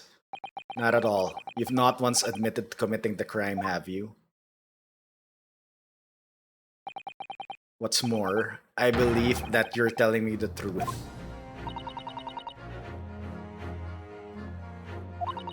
Seriously, Mr. Naruhodo. Didn't you hear all of what I said before? I'm a born liar. Fibs just trip me off the tongue. And I'm a diver, don't forget. I pulled the wool over your eyes 2 months ago and got you all in sorts of trouble. Why would you ever trust me now? I just don't get it. Gina, I do understand why you choose not to put your trust in others. But I assure you, there's more to this life than you yet realize. What do you mean? The world we live in, is full of people you would do very well to trust. People who won't ever let you down. It's true that I'm just a student of law and I'm certainly lacking in courtroom experience. But I can promise you this. Whatever happens, and until my very last breath, I am completely on your side.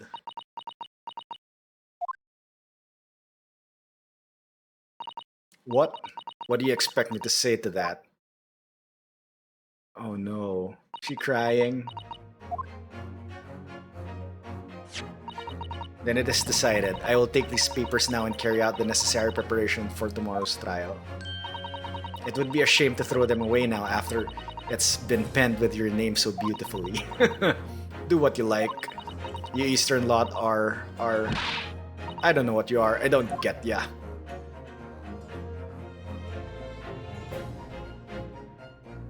Is it the end of this part? Please. Gina's taken herself off the back of her cell. She'd never admit it, but I hope she's feeling relieved. That turned out alright in the end, I think. Dot dot dot dot dot.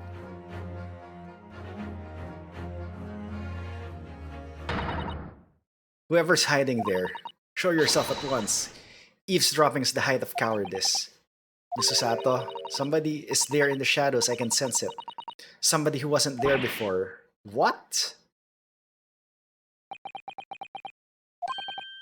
Blimey, you're sharp, eh? Gregson. Ah, knew it. I suppose you were using one of those mystic Japanese arts like the art of stealth I've ever heard so much about.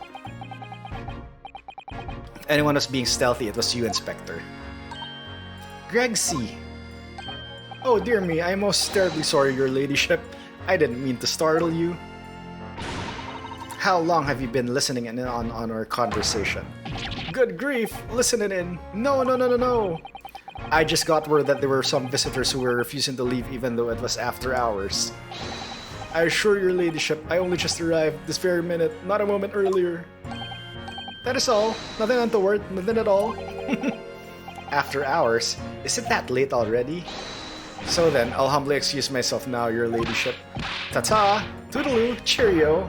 All the best, by and by. That's a lot of farewells, and not one of them appropriate for her ladyship. Toodles! Oh, but I wanted to have a chat. I'm terribly sorry, but time is pressing at the minute. Oh, I see. That's a shame. If I don't get this emergency at the Supreme Court dealt with sharpish, Lord Strongheart will, well... Emergency? Lord Strongheart? Nothing. Forget I said anything. Anyway, I'm off. Alright, Grexy, if you have to, but let's chat soon. Delighted, charmed, can't wait, if you please. My pleasure. That's a lot of pleasantries and not one of them sounded sincere. Grexy is so funny. He says such silly things. It's certainly entertaining to see an inspector of the police fawning to a 10-year-old girl. But anyway, I wonder what this emergency is at the Supreme Court. I must attend the court clerk's office now before it closes. Yes, of course. Thank you, Mrs. Sato.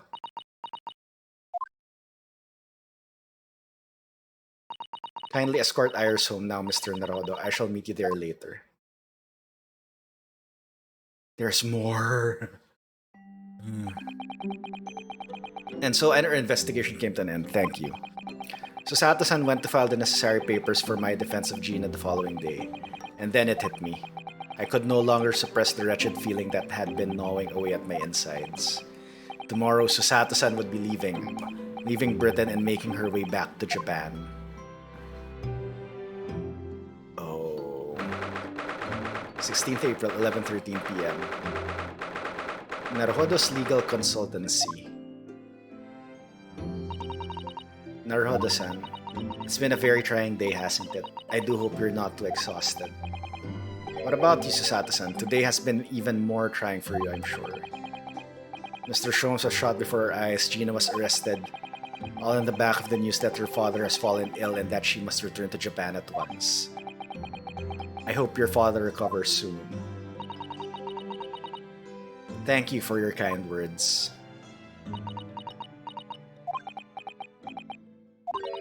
I wonder why it is that so many thoughts rage in my head like a storm, and yet I seem unable to find the words to express any of them. I know exactly what you mean. Anyway, I have one final task to complete as your judicial assistant. Once that is done, I shall make preparations for my departure tomorrow. One final task? Okay, is the telegram still here?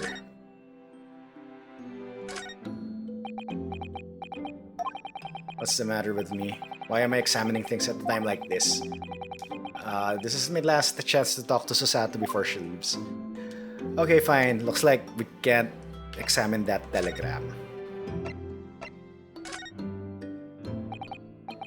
You mentioned one final task a moment ago. What did you mean? Oh my, I nearly forgot. Please, I want you to have this. What is that? Some huge bundle of documents? It's my notes from the case 2 months ago. The murder that was committed on the omnibus. You're thinking you might just start Ace Attorney 3 tomorrow? Go for it! Are you planning... What were you originally planning tomorrow? Was it Metroid or was it... Twilight Princess, right?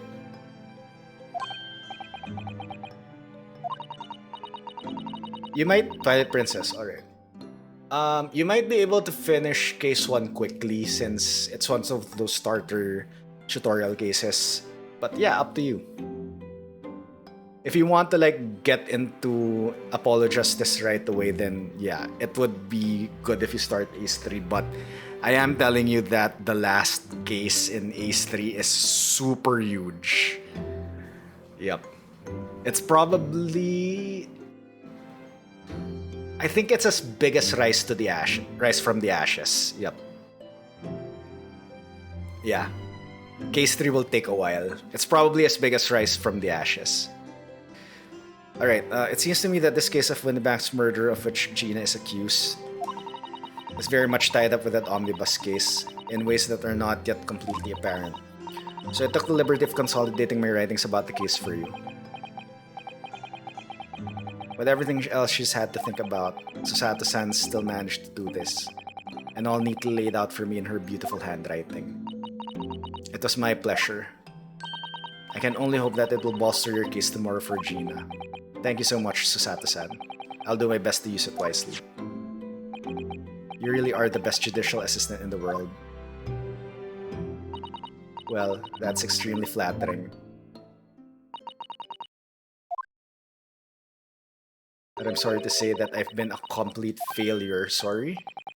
I didn't quite what you said there. Oh, ignore me. I was just mumbling to myself. My gilded case notes have been entered into the court record. Alright, looks like we have 2 more.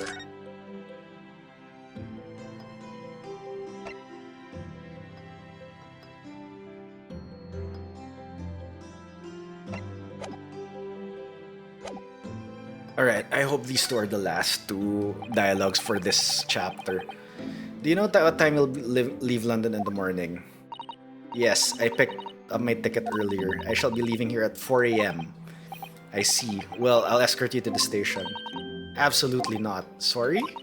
I'm sure you realize why I couldn't possibly let you do that. You have a very important day ahead of you tomorrow. Gina's trial. Yes, I know, but... every word you utter will have the potential to determine Gina's fate. You must get as much rest as possible. Even though, like me, I'm sure you will find it hard to sleep. But please, for me, do try. It's just 2 months since we arrived in London, but we've managed to establish this office. It was finally feeling as though we were settling in. I would be lying if I said I felt no regret. I'm so sorry, Susato-san. It's just so sudden. I really don't know what to think. I've had no time to gather my thoughts. I know we've only been here a short time, but in my limited experience of the courtroom, I feel I've learned something. And what would that be? It seems to me there are many facets to people's personalities. Facets? And light a jewel, the light plays off them in complex patterns, illuminating their actions and their motives. But we see only a small number of the total facets, and what is illuminated is only a part of the whole story. Wow, that's deep. What lies in the shadows? What do those facets we cannot see look like? Perhaps there are some parts we'll never lay eyes on for as long as we live. That's so true. Sometimes I feel as though I'm blind to so much. But I keep hoping that one day it will all become clear. That all the facets will be illuminated and I'll finally understand how everything fits together. Naruhodo-san, I suppose what matters is that we keep our eyes open and keep moving forward, even if the way sometimes seems dark. It's amazing to think it's been just 2 months. You've grown so much. Sorry? I've what? Oh no, it was nothing. Unimportant. Well, it's getting rather late. It is. I think you should go to bed now, Naruto-san. I must finish packing up my things in my room. Susato-san, I wish you the very best of luck tomorrow. Good night. Wait, there's something I need to say. Yeah! What? Why did you do that? What was that? A secret technique of mine. The Susato shutdown. Shutdown?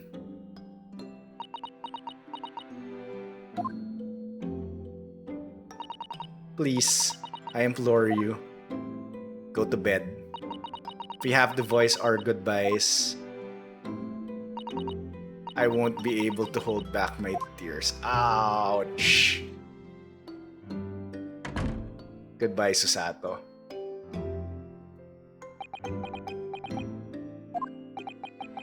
Susato-san.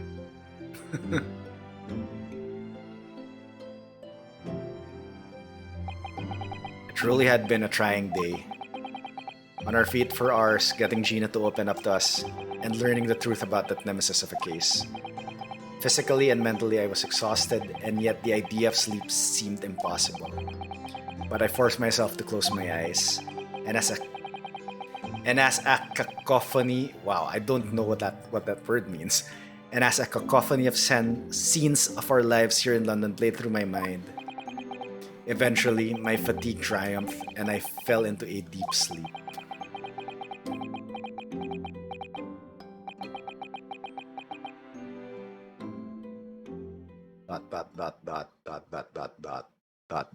Dot. To be continued.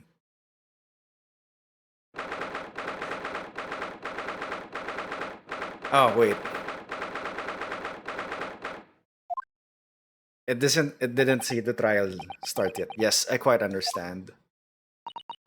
That is a great weight off my mind. Sinner's Hospital. Oh wait, it's Shromes. Cacophony, a harsh, discordant mixture of sounds. Oh, alright. Oh, okay. Ringing in your ear. Alright, thank you. Rest assured, I shall put everything in place exactly as we have discussed. Thank you so much. It has been an honor and a pleasure to be acquainted with you, Mr. Shromes. Oh, mysterious guy. On the contrary, the pleasure has been mine.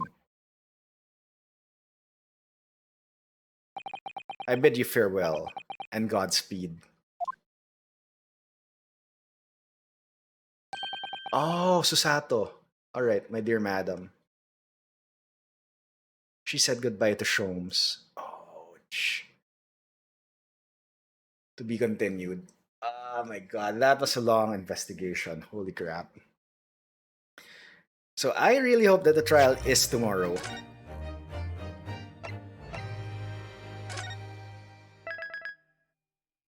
Trial part 1. Yes, finally. Alright. Now, I have to end, so we'll stop here. Finally.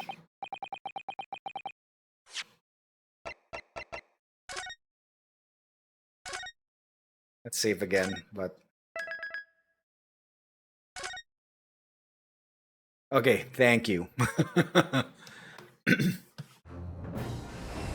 Alright, that would be it for the night. So everyone, thank you very much for joining in. So yeah, trial time. I don't know if there's gonna be another investigation phase after the trial. That was so long, damn it. Alright, so anyway, everyone, thank you very much for joining. I will be off tomorrow. I will be back on Saturday for the usual Mario Maker trolls. And as always, don't forget to check for the socials. Yep, YouTube, I'm doing uploads. So hopefully, yep, we are currently at 455. I'm very close to 500, so I really want to get that, hopefully before my stream anniversary this March. So yeah, if you're not following, go following it. Yep, there will be a vid. Yeah, thanks, Dash. Yeah, there will be a vid this weekend. So, yep, go check that out. Anyway, let us find someone to raid who is up at this time or who is starting at this time.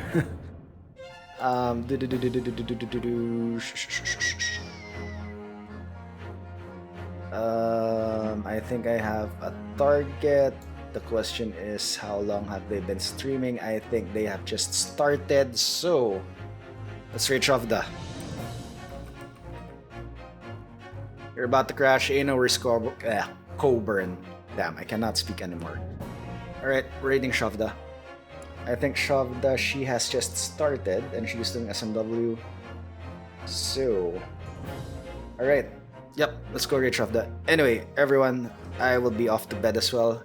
Thank you very much. Have a great rest of your day, rest of your night, and I will see you all next time. Bye.